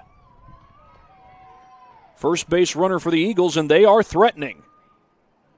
First base hit, rather, for the Eagles. That'll send up Brady Knott. .362 hitter, 7 RBIs on the year, and he comes up with runners at first and second.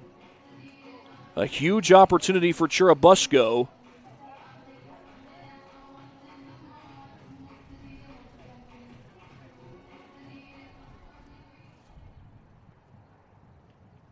Pitch on its way, hit towards second. Reinhardt goes to second. Landgraf will not have a throw. The runner comes home. Harden dropped it. He's going to tag the runner at first, but he was outside the baseline, so he's safe. And I tell you what, Nicolette should have just kept going home. Next up, number 9, Aaron North.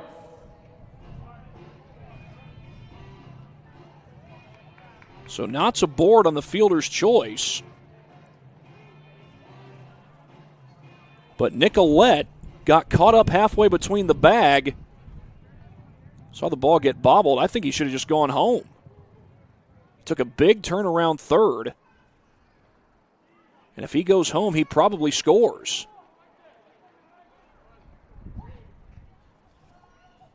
See if I get a chance to show you that replay a little later. And now Nicolette almost gets picked off.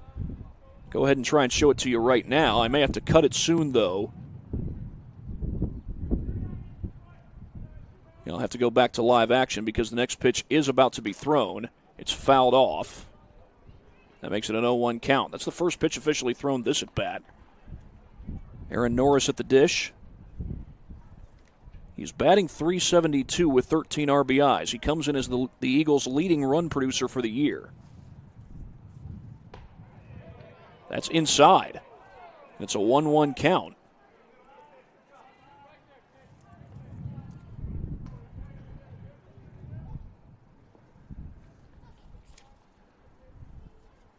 There goes the runner from first. No throw. Hayes not wanting to concede the run. Chooses to give up the base runner at second. It's a 1-2 count with 2 down. And Rower trying to get out of this inning. Norris trying to get the Eagles on the board. Swing and a miss. And Rower does get out of the inning. 5-0 Canterbury as we go to the fourth. And I'll show you a replay of what I was talking about earlier with Nicolette on the bag. You're watching high school baseball on SummitCitySports.com. Here, every athlete is one of one. Every day is an opportunity to improve, to become faster, stronger, healthier. That's our commitment. With elite training and expert care, we transform athletes by pushing through challenges and sharing every victory. PSM, you've got goals. We help you get there. Learn more at psmsports.com. So I tell the truth all the time, ain't got no sympathy for no. I admit, and I'm rich, and I'm lit. Jumping up on stages, I get 200 occasions, but I ain't really the game up we make. Shut they trap down. They see how I made it, I'm the reason they won't rap now. See me out in traffic, make a hater pull his head down. Biggie's OG salute me, a stylist can't even style me. The robbers probably wanna get me on my and I Lamborghinis. The youngest turn in my city, they try me, I get it cracked. Some of this still would happen if I never started rapping. My people don't stay. Well, here is a look at that replay I was talking about. Nicolette took a big turnaround third here. Emerson Reinhardt gets the out at second. Doesn't get the lead runner, but he gets the out at second. The throw to first was bobbled by Harden, but Nicolette made a big turn. And I think he stopped either right before the ball got dropped by Harden or right about the time it got dropped. But if he keeps going, he probably gets home and scores the first run of the game for Canterbury. For Churubusco. As it is, they're down 5-0 going into the fourth. And a new pitcher on the mound for Churubusco. That's Brody Lawrence. He was warming up in the pen.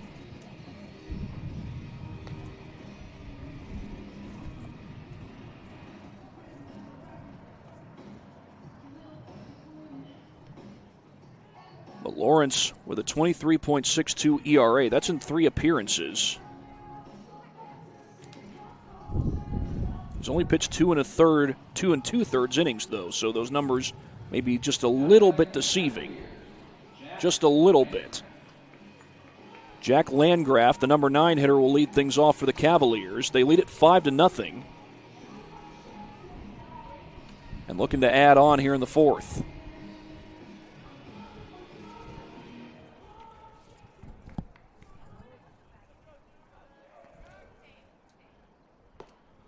Landgraf takes on the corner for a strike.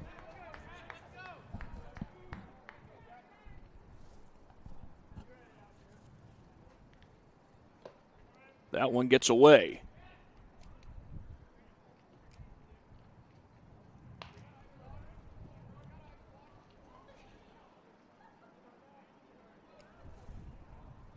Count is 1-1 on Landgraf. He struck out his only time up, and that's a big swing and a miss. Lawrence trying to keep this score right where it is. He does have the top of the order due up with Achenbach on deck. Landgraf evens up the count at 2 apiece. Jack Landgraf batting .286 with 6 RBIs. And that breaking ball almost hit him. It's going to be ball 3. And the count runs full on Landgraf. Third baseman Aiden Buchanan playing very close to the grass. He's not quite on the grass. Landgraf did not go around. That's ball 4. So he'll take his base. Now batting, number 16, Grayson Achenbach. And Grayson Achenbach, who's 0 for 1 with a strikeout and a walk, steps to the plate for Canterbury.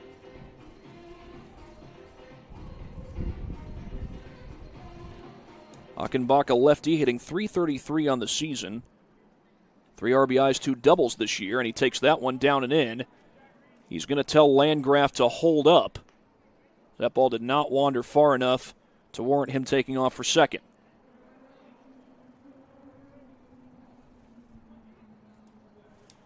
Buchanan in on the grass at third, and that's down low, 2-0.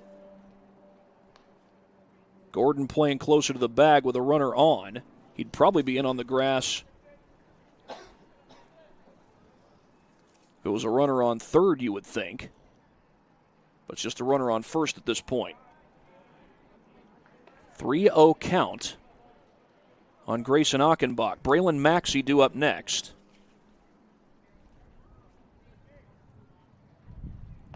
That's ball 4. It almost hit him. Wouldn't have mattered anyway.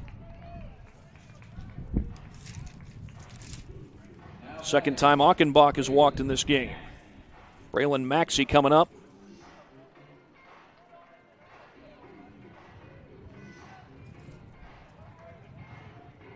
Maxey grounded into a fielder's choice his last time up. They've had a grand total of 3 hits in this ball game. 2 for Canterbury, 1 for Churubusco. Boy, that pitch looked low. It's called strike 1.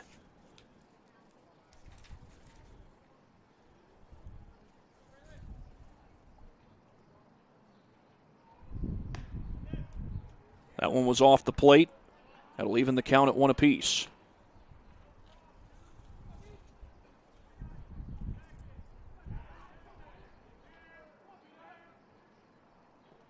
In the dirt.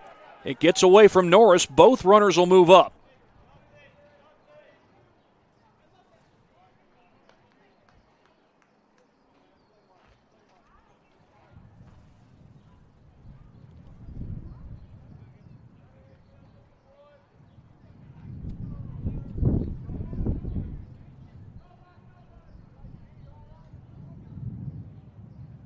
Two one upstairs, 3-1.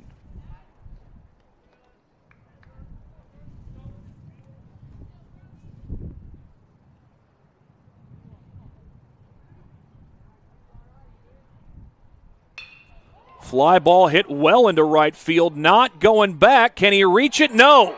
It's down behind him. 1 run is in. 2 runs will come in. Braylon Maxey, a 2-run double, and it's 7-0 Cavaliers.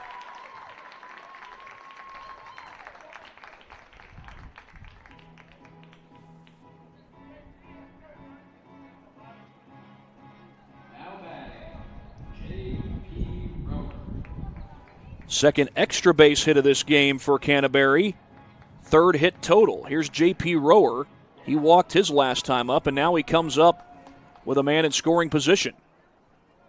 Rower at the dish. Noah Hayes on deck. Breaking ball, that one gets away, and that is going to allow Maxey to take 3rd. It's 2 wild pitches this inning.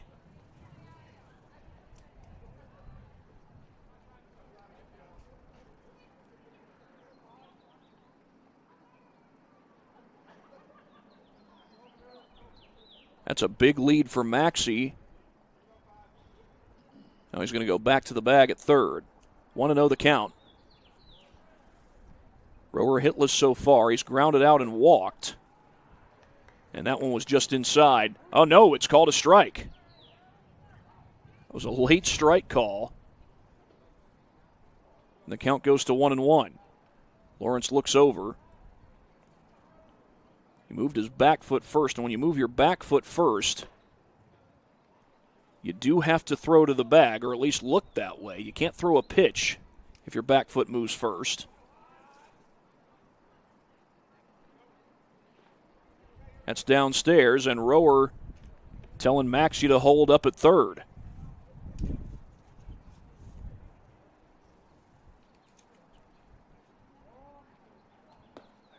Did they just call a balk?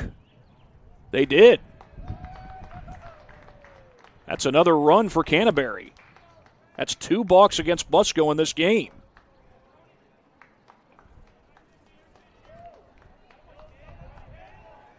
Maxey just drove in 2 runs, and now he scores on a balk. It's a 3-1 count, meanwhile, on Rower.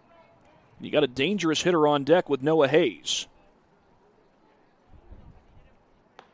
That's ball 4. Rower is aboard. Second time he's walked in this game. Now up to the plate, number 3, Noah Hayes.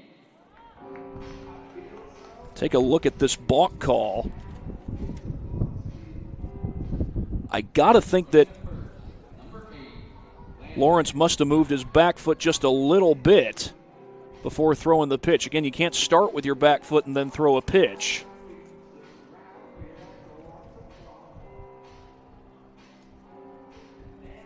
Now, Lawrence probably still wondering what he did. If he moved his back foot, he flinched it just a little bit. Again, you're not allowed to move your back foot and then throw a pitch. Because you're not allowed to start with your back foot and then throw a pitch. We've already had one balk where I think it was Novak who started his pitch, brought his foot down and didn't throw the ball, and that's also a balk. You can't do that either. 1-0 the count here on Hayes as the Cavaliers are looking to add some insurance. They've already added 2 runs, make that 3 runs worth of insurance. Fake to first. 3 runs worth of insurance here in the 4th. Big lead for Rower. That's downstairs. Ball 2.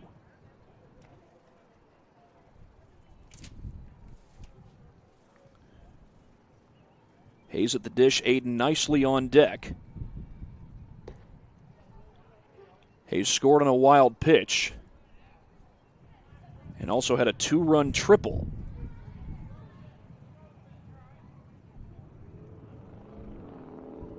I believe he now has 13 RBIs on the year. He'll draw a walk here.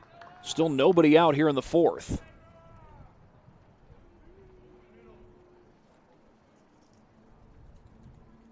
And that might be it for Novak. Yep, that's going to be it for Novak. So we're going to have a pitching change for Churubusco. I beg your pardon, that's it for Lawrence. We're going to have a pitching change for Busco, and I'll come back and tell you more about that after this break on SummitCitySports.com. Thank you for watching Summit City Sports. To help broaden our coverage, we're asking you to become a monthly sponsor to our Patreon account. We produce weekly highlights and live video broadcast. When the Homestead girls golf team won its first state title in program history, we were there. When Fort Wayne brought back 3 state titles in cross country, we were there. We believe in sharing positive stories and setting the standard for how high school sports should be covered. Join us and donate today.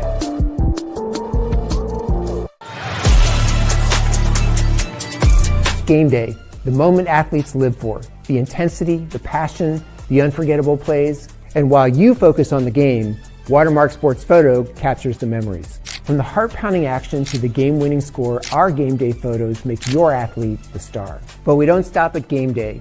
With our Sportrait sessions together, we dream up poses and take your athlete's story to the next level. Serving Northeast Indiana and Northwest Ohio, from colleges to high schools and club sports, moments fade, but the memories last forever. Watermark Sports Photo, where every shot is legendary. It's an 8-0 lead for Canterbury over Churubusco. And we do have a new pitcher. It's Aiden Buchanan, who had started this game at third. He's now going to the mound. He comes in from center field where he started this inning. And Drake Richards moves into play third.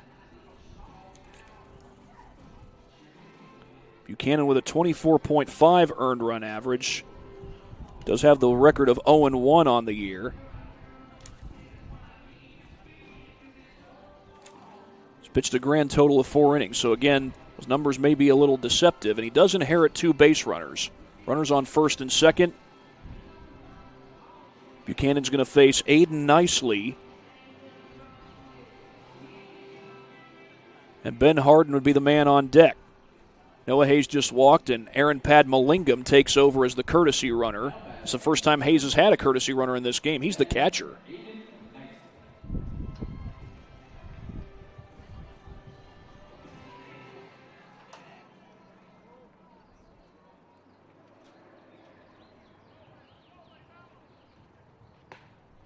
That pitch is on the corner for a strike. Darion Gordon playing in close to the grass at first base.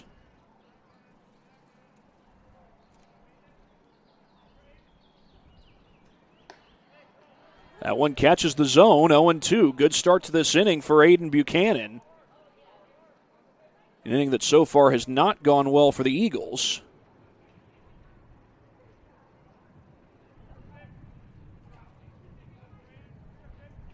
The 0-2 on the way. Popped him up into right field. That ball carries to right field. Knott has to drift. He'll make the catch. And a runner will tag and go to third. So Buchanan gets the first out here in this 4th inning. And Ben Harden will come up. He had an RBI single his last time up.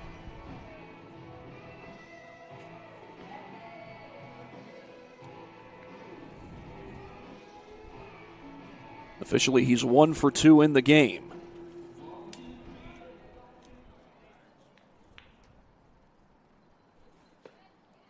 That RBI he got earlier today was his 8th of the year. He takes a first pitch strike.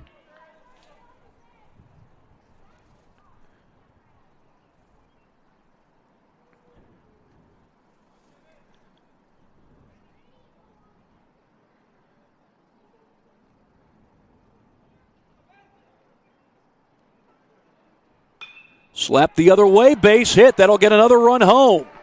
Run number 9 for the Cavaliers. Padmalingam turns for third, and he will get there. Throw comes to third, and Harden takes second.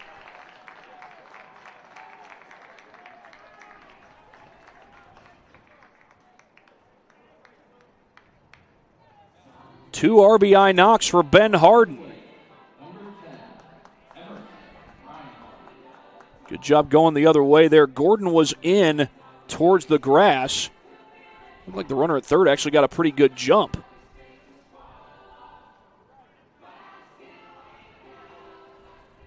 Emerson Reinhardt at the dish. As he takes inside for ball 1.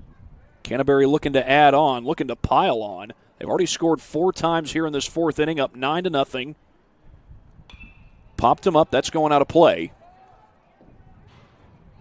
Heads right over to where the East Side Blazers are sitting. Eastside Blazers will play the West Noble Chargers. After this game gets done, swing and a miss, and it's a 1-2 count.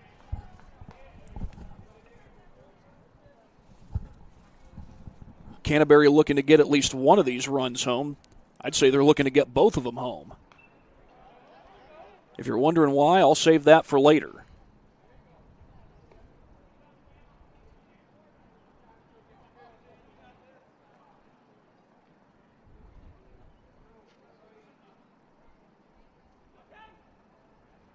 Swing and a miss. Buchanan with a huge strikeout for out number 2.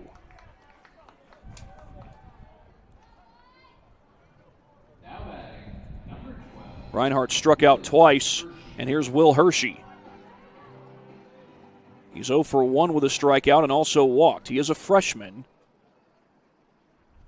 He's looking for a big hit here. He takes downstairs. Ball 1.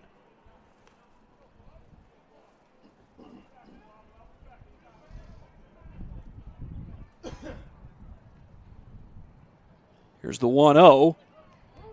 Boy, that looked like it was inside. Almost hit him. It's called a strike.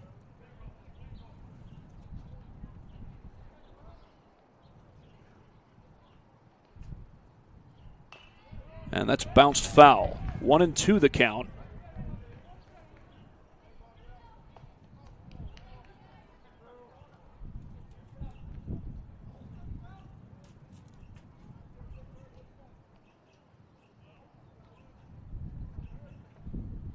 Did he go? Didn't look like it. It's called a ball. 2-2 the count on Hershey.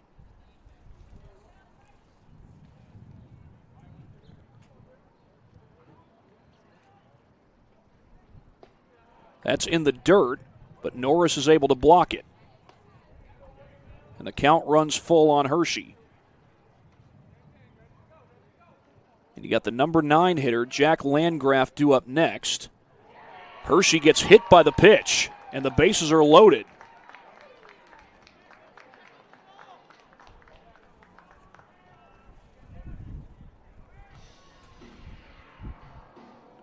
I believe it was Landgraf who started this inning with a walk. Yeah, he started the inning with a walk, so we can officially say that the Cavaliers have batted around.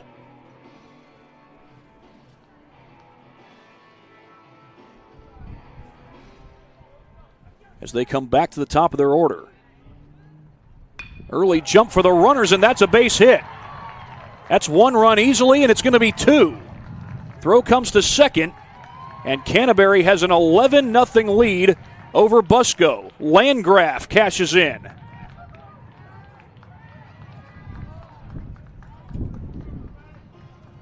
Another 2-run hit for the Cavaliers. Landgraf started the inning with a walk.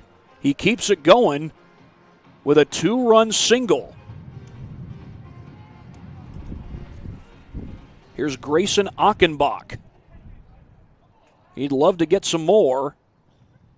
Just add on to this lead a little bit. He'll pop this one up on the infield. Skinner to his left, but it's Gordon's call and Gordon's catch for out number 3.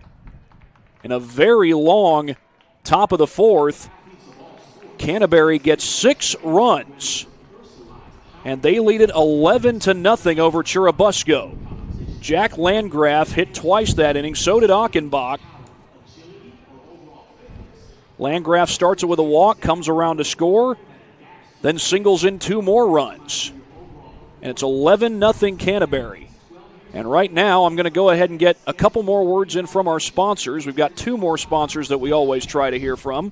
Of course, today's broadcast is brought to you by SummitCitySports.com. Follow us on X at 260Sports. Like our Facebook page, Summit City Sports. And be sure to subscribe to our YouTube channel. Earn your edge this season. PSM's Edge Training Program maximizes your athleticism through personalized performance training to reach your goals and get you to the next level.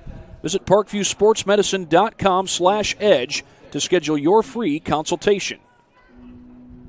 Again, a reminder that we do have West Noble versus Eastside coming up after this game. And And Churubusco looking to put a little threat together. I believe J.P. Rower is still out there on the bump. Yep, that's Rower out there for Canterbury. And for Churubusco, they're going to send up a pinch hitter. This is Colt Singleton.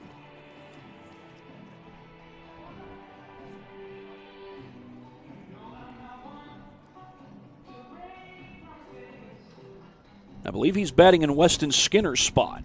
Now, Colt Singleton did not start this game. He is hitting .385 this year. He's only got 13 at-bats, though, so he hasn't been at the plate very often. But when he's been there, he's been successful. But a swing and a miss at the first pitch he sees.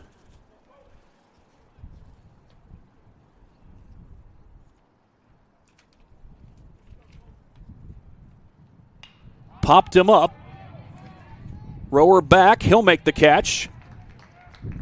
And probably a good thing that Reinhardt caught that flip, because Rower had it, but he didn't have it very long. It's not quite like football, where if you catch the ball and have it knocked out within a tenth of a second or so, it's ruled incomplete. So have to make sure you catch it. So what you don't want to do is lose it within a tenth of a second or so and risk having it called a drop and ultimately an error. Here's Tristan Taylor. Taylor on the ground towards second. Reinhardt gets a glove on it and gets the out at first.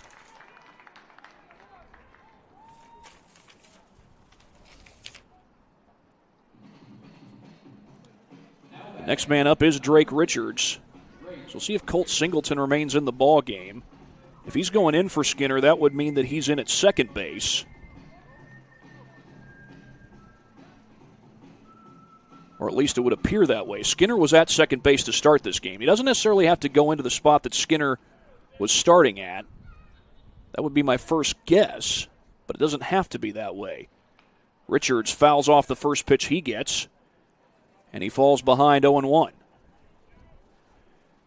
I'm going to guess that Canterbury is definitely looking to add on with some insurance when they get to the plate in the fifth inning. You never know what can happen when you have to go back on the field defensively. Churubusco looking to rally. They don't have a lot of time to do it. Swing and a miss, and it's 0-2. That ball was down in the dirt. You might say, well, there's no time limit in baseball. No, there's no time limit in baseball. There is a reason that Churubusco needs to get a couple of runs. Again, I'll save that for later. You probably know the rule. On the ground. 8 up Hershey at third, but he gathers it and his throw's offline. That's going to allow Richards to head to second. There won't be a throw. Throw's going to come right back to Rower. And Churubusco has a man on. And a huge opportunity coming up at the plate.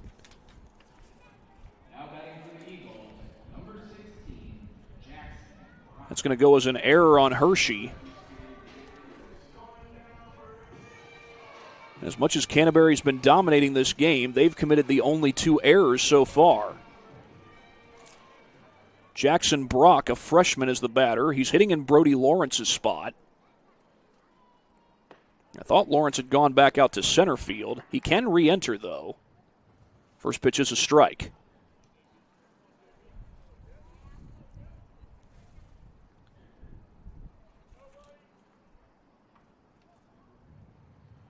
Swing and a miss at a breaking ball, 0-2.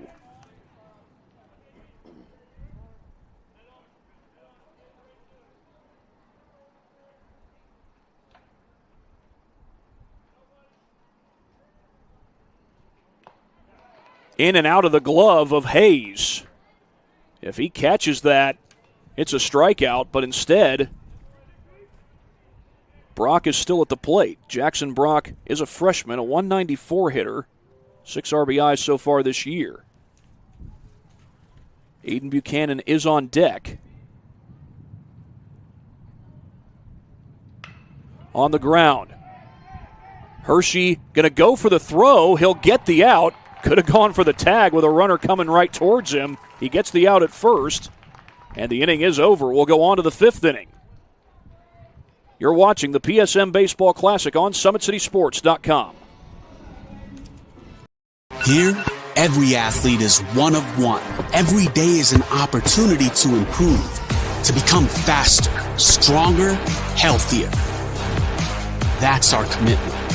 With elite training and expert care, we transform athletes by pushing through challenges and sharing every victory. PSM, you've got goals. We help you get there. Learn more at psmsports.com. So I tell the truth all the time, ain't got no sympathy for no. I admit that I'm rich and I'm lit.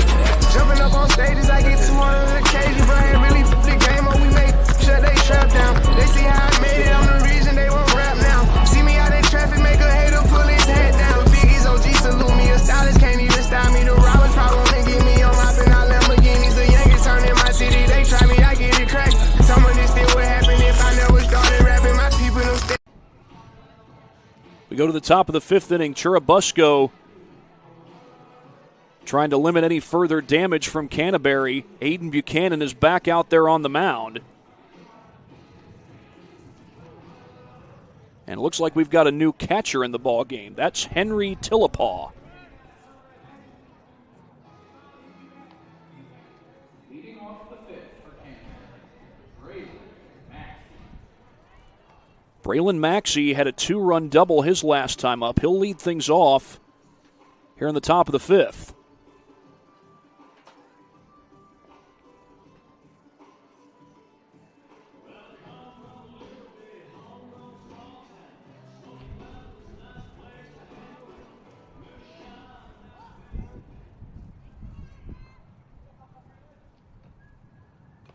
Foul tipped in and out of the glove of Tillapaw, and it's an 0-1 count. Maxey, Rower, and Hayes due up here in the top of inning number 5. That is Rower who's on deck. I can't tell if that's Hayes who has a bat. That's not Hayes who has a bat. That might be Reinhardt. Now, Reinhardt's not due up for a few more hitters. He's actually 3 hitters after Hayes, who's in the hole. That's a ball. Count goes to 1-1.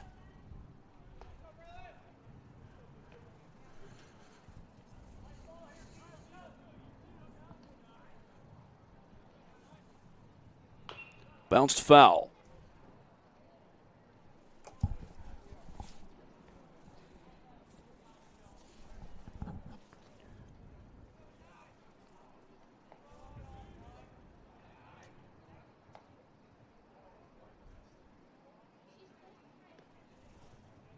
Canterbury has gotten their 11 runs on 5 hits.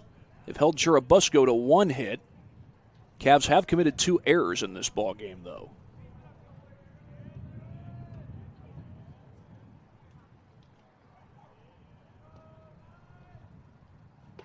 That one runs inside. It's a 2-2 count on Maxey.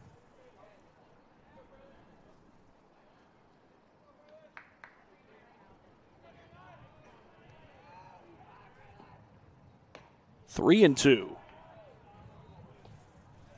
The Busco pitchers have had a tough go of it in this ball game. Canterbury trying to get to 2 games over 500. Churubusco came into this game trying to get to 500. That's a wild pitch, but it's ball 4 anyway.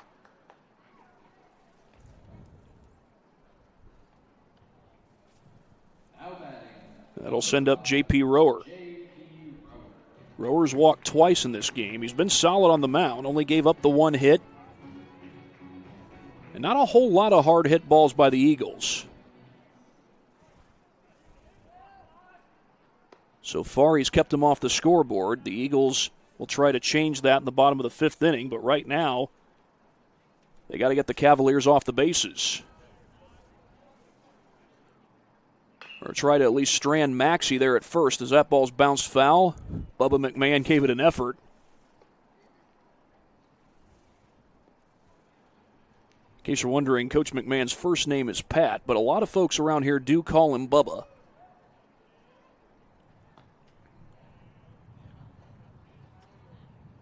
Why he goes by Bubba, I'm not sure. Grounder to short, or to third rather, and the throw gets away. Richards' throw gets away and into right field. The only runner who will advance any extra bases is Maxey. He gets to third, and it's runners on the corners for the Cavaliers. Now batting, number 3, Noah Hayes. That is the first error committed by Churubusco in this ball game, and Noah Hayes will stand in. He scored on a wild pitch earlier today. He also hit a 2-run triple. He takes that one up and inside. Tillapaw had to chase it down.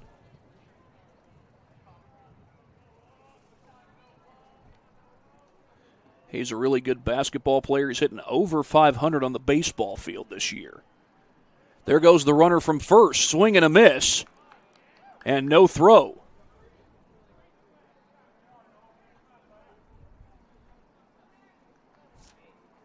Got to think that the Cavs had a hit and run on there.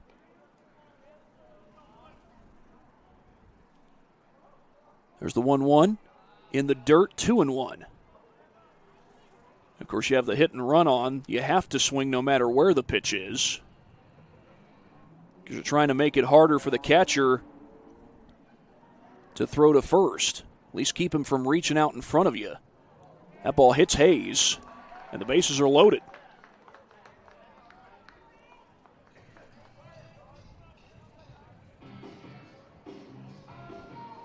Aiden Nicely will stand in. Looking to push home a little extra insurance for the Cavaliers. Next up to the plate, number 8, Landon Mouck. Check that. We've got a pinch hitter, Landon Mouck. Now, Mauck actually served as a courtesy runner earlier in this ball game, so he gets to re-enter in this case as a pinch hitter.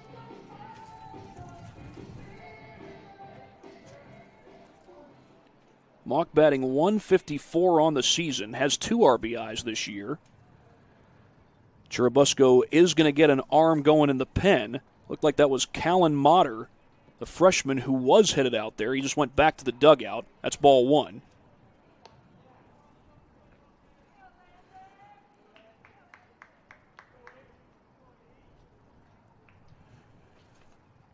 Swing and a miss at a breaking ball. And not an easy one to catch up to either. Ben Harden's on deck, and he's done plenty of damage today. 2 RBI singles in this game. But the count 1-1 right now on Mauck. Landon Mauck, a junior. Batting in Aiden Nicely's spot. Nicely was the starter in left field. So we'll see if Nicely goes back in the game and re-enters to play left field, or if Mauck takes his place. Upstairs, that's ball 3.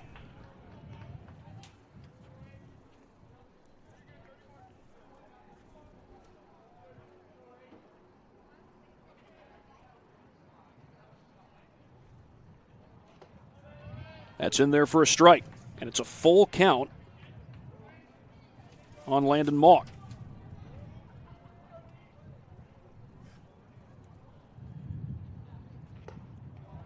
Ball 4.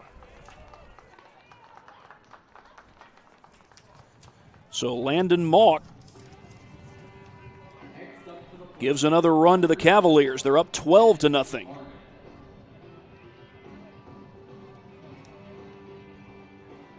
And Ben Harden, who's been very dangerous at the plate already, 2 RBI singles, stands in for the Cavaliers. He bounces that one to third. They're saying that was gloved in foul territory. That ball was right above the line, it looked like, when Richards fielded it. As it is, it goes as strike 1 and an 0-1 count. And Richards, no surprise, was going right to the plate to try and get a force out there. Keep any more runs from crossing. Would have been the first out of the inning had that happened. Swing and a miss, and it's an 0-2 count on Harden. Tillapaw dropped the ball. First base is occupied, so if he does drop the ball here on strike 3, it wouldn't matter.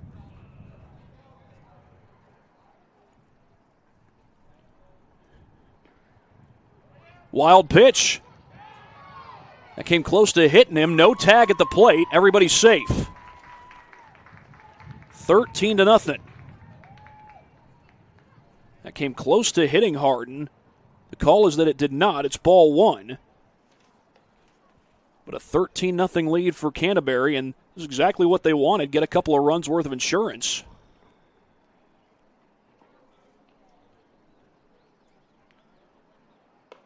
That's ball two.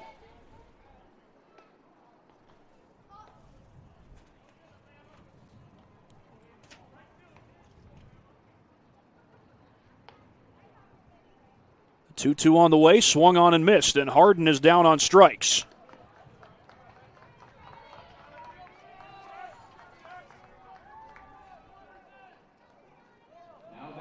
Emerson Reinhardt is scheduled to hit, but it's actually going to be Charlie Bolt, a freshman, hitting in his place.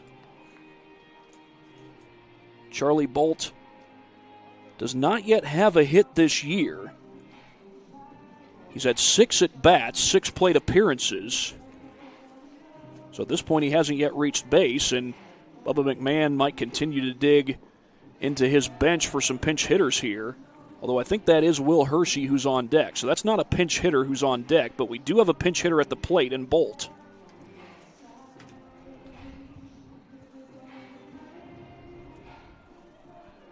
Bubba McMahon giving the change to our home plate umpire.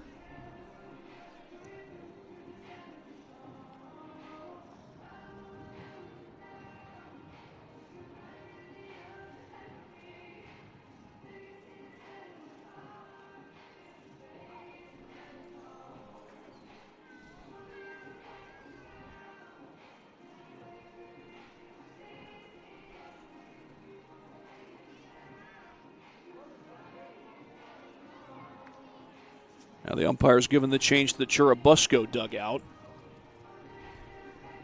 The Eastside Blazers currently sitting down in the seats on the first base side. They're getting up. About to either head to the locker room or perhaps to the batting cages. Looks like they'll be the home team for game number 2 of this doubleheader, as that one's down and away.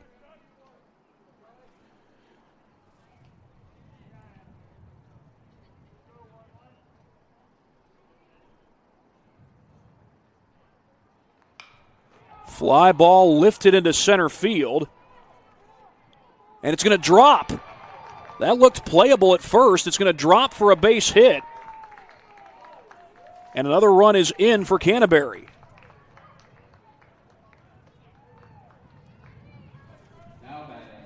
So that is the first varsity hit for Charlie Bolt. Gets himself an RBI in the process.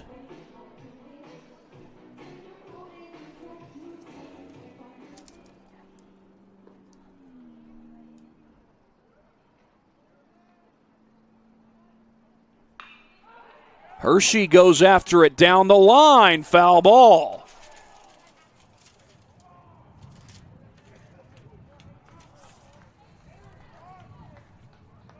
How about that hit for Charlie Bolt? Just dropped in front of the center fielder. That might have been Lawrence still out there in center.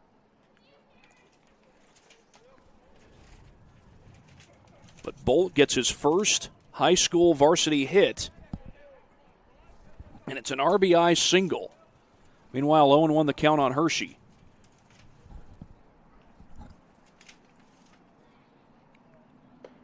And that runs inside. Oh, it's called a strike.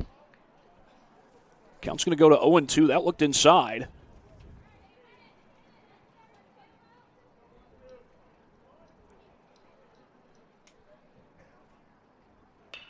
On the ground. Scooped up at third. Throw goes to second. They'll get the lead runner, and that's it. Landon Richards. Beg your pardon. Drake Richards gets the out. 2 down here in the 5th. And Aaron Padmalingam will stand in, batting in Jack Landgraf's spot.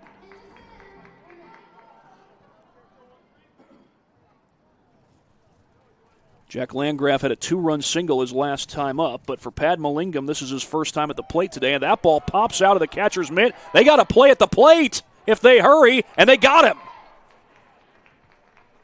Tillapaw comes back to make the tag. And we're going to go to the bottom of the 5th inning. Canterbury looking to hold on. We're back after this on SummitCitySports.com.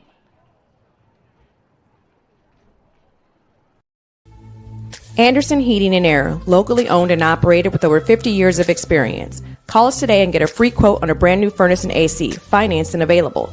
Don't wait. Call us today and sign up for a maintenance agreement and stay cool. Our maintenance agreements will ensure that you're first in line if you have an emergency, and we'll send one of our service techs out for cleanings twice a year. Call us at 557-0958 or request an appointment on our website. Call Anderson Heating and Air, where your emergency is our emergency. Tired of waiting for a doctor's referral to start physical therapy? At Indiana Physical Therapy, you don't need a prescription. You have the power to choose where you go for expert care. Our experienced therapists will help you get back to doing what you love. With over 19 locations, getting the care you need has never been easier. Take the first step towards a healthier, more active lifestyle. Visit IndianaPT.com to schedule your appointment today. Indiana Physical Therapy, where people go to get better.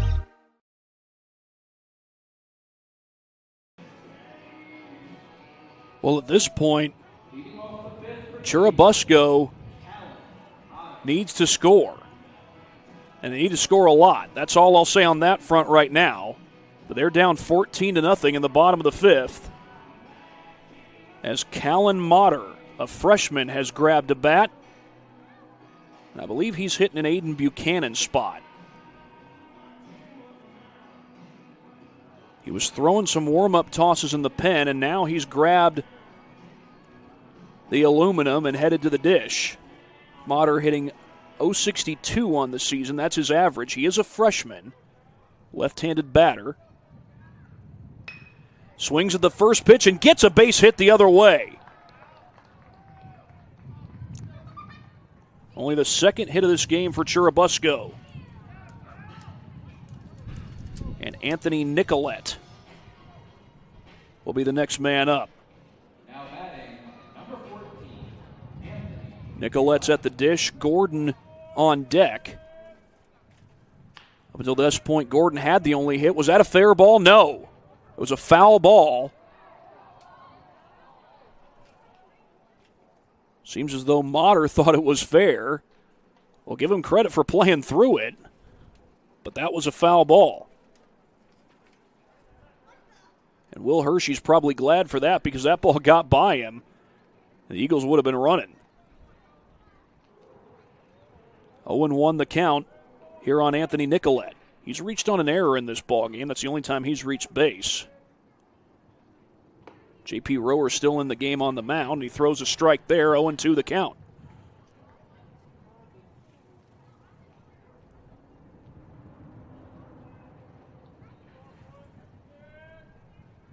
Pitch on the way. Called strike 3. There's the first out in the top, or the bottom of this 5th inning, rather.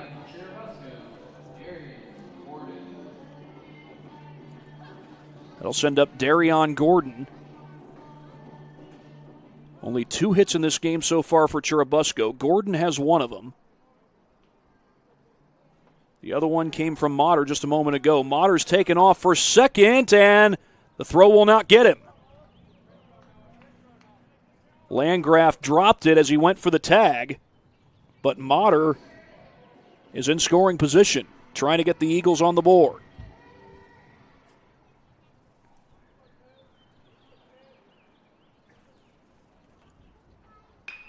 Lifted in the air to deep right field.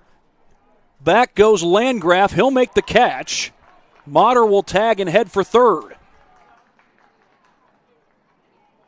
I thought that ball was going deeper than it ended up going. Gordon hasn't homered this year, but he gave that enough of a ride that it looked like he might hit one and get Busco on the board. Brady Knott is the batter.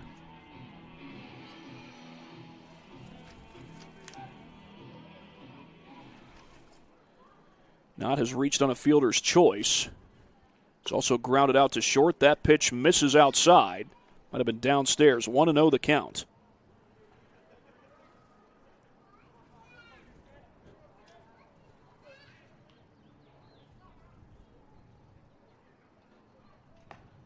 That one misses outside. A 2-0 count.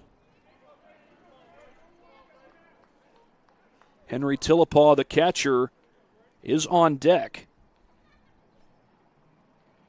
Took over at catcher for Norris. That ball's laced the other way for a base hit. Brady Knott with a single to get the Eagles on the board. He's going for a double, and he's got it.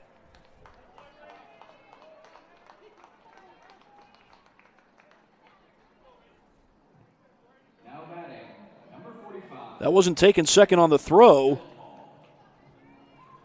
He took second after the base hit, and now Bubba McMahon looks like he's going to make a pitching change.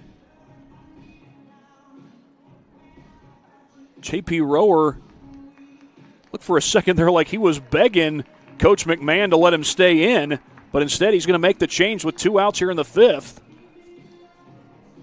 That's 2 hits this inning for Churubusco. I'll tell you more about the pitching change in just a moment on SummitCitySports.com. Game day, the moment athletes live for, the intensity, the passion, the unforgettable plays, and while you focus on the game, Watermark Sports Photo captures the memories. From the heart-pounding action to the game-winning score, our game day photos make your athlete the star. But we don't stop at game day. With our Sportrait sessions, together we dream up poses and take your athlete's story to the next level. Serving Northeast Indiana and Northwest Ohio, from colleges to high schools and club sports, moments fade, but the memories last forever. Watermark Sports Photo, where every shot is legendary. Jack Landgraf is the new pitcher for Canterbury. J.P. Rower goes 4 2/3 innings, gives up only 1 run, and I've got him for only giving up 3 hits so far in this game, but Bubba McMahon calls for Landgraf to come in out of center field, and I think Rower took Landgraf's place in center field. Check that. Jack Landgraf was in right field, so I think Rower has gone to right field to take Landgraf's place.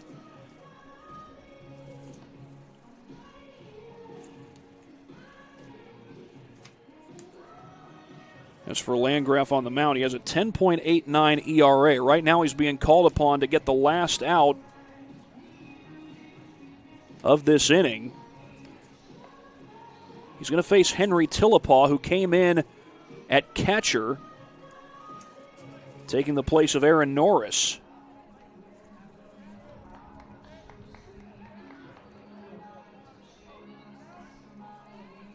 Aaron Norris is a really good hitter, but he gets pulled in the top of the 5th inning.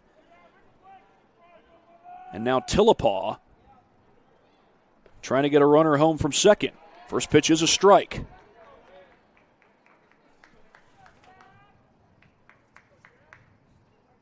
Tillepaw does not yet have a hit this season.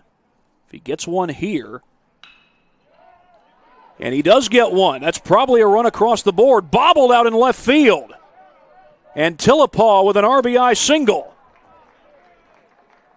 Churubusco still fighting.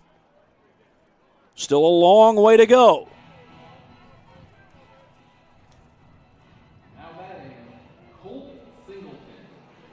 Now Colt Singleton will come in, batting in Weston Skinner's spot.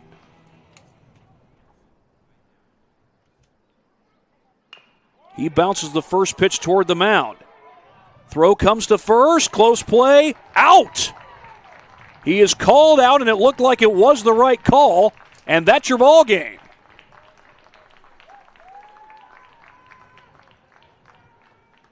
The Canterbury Cavaliers win via the 10-run rule, 14-2 over Busco. Canterbury improves to 6-4. Busco falls to 8-10. So that's game number 1 of our doubleheader. It's time to award our Parkview Sports Medicine players of the game, and those players are going to be J.P. Rower for his 4 2/3 innings on the mound. Got all but one of the necessary outs. Ends up ultimately giving up 2 runs. And also Noah Hayes with a 2-run triple and a pair of RBI singles for Ben Harden. So Ben Harden, Noah Hayes, and J.P. Rower are going to share the honor of being Parkview Sports Medicine players of the game. And that's going to do it for game number 1 of this doubleheader. The final game of this year's PSM Baseball Classic comes your way about 7 o'clock, maybe a little bit afterwards. That'll be West Noble versus Eastside. That's up next. Until then, for Matt Jackson, this is Thad Goff saying see you in a few here on SummitCitySports.com.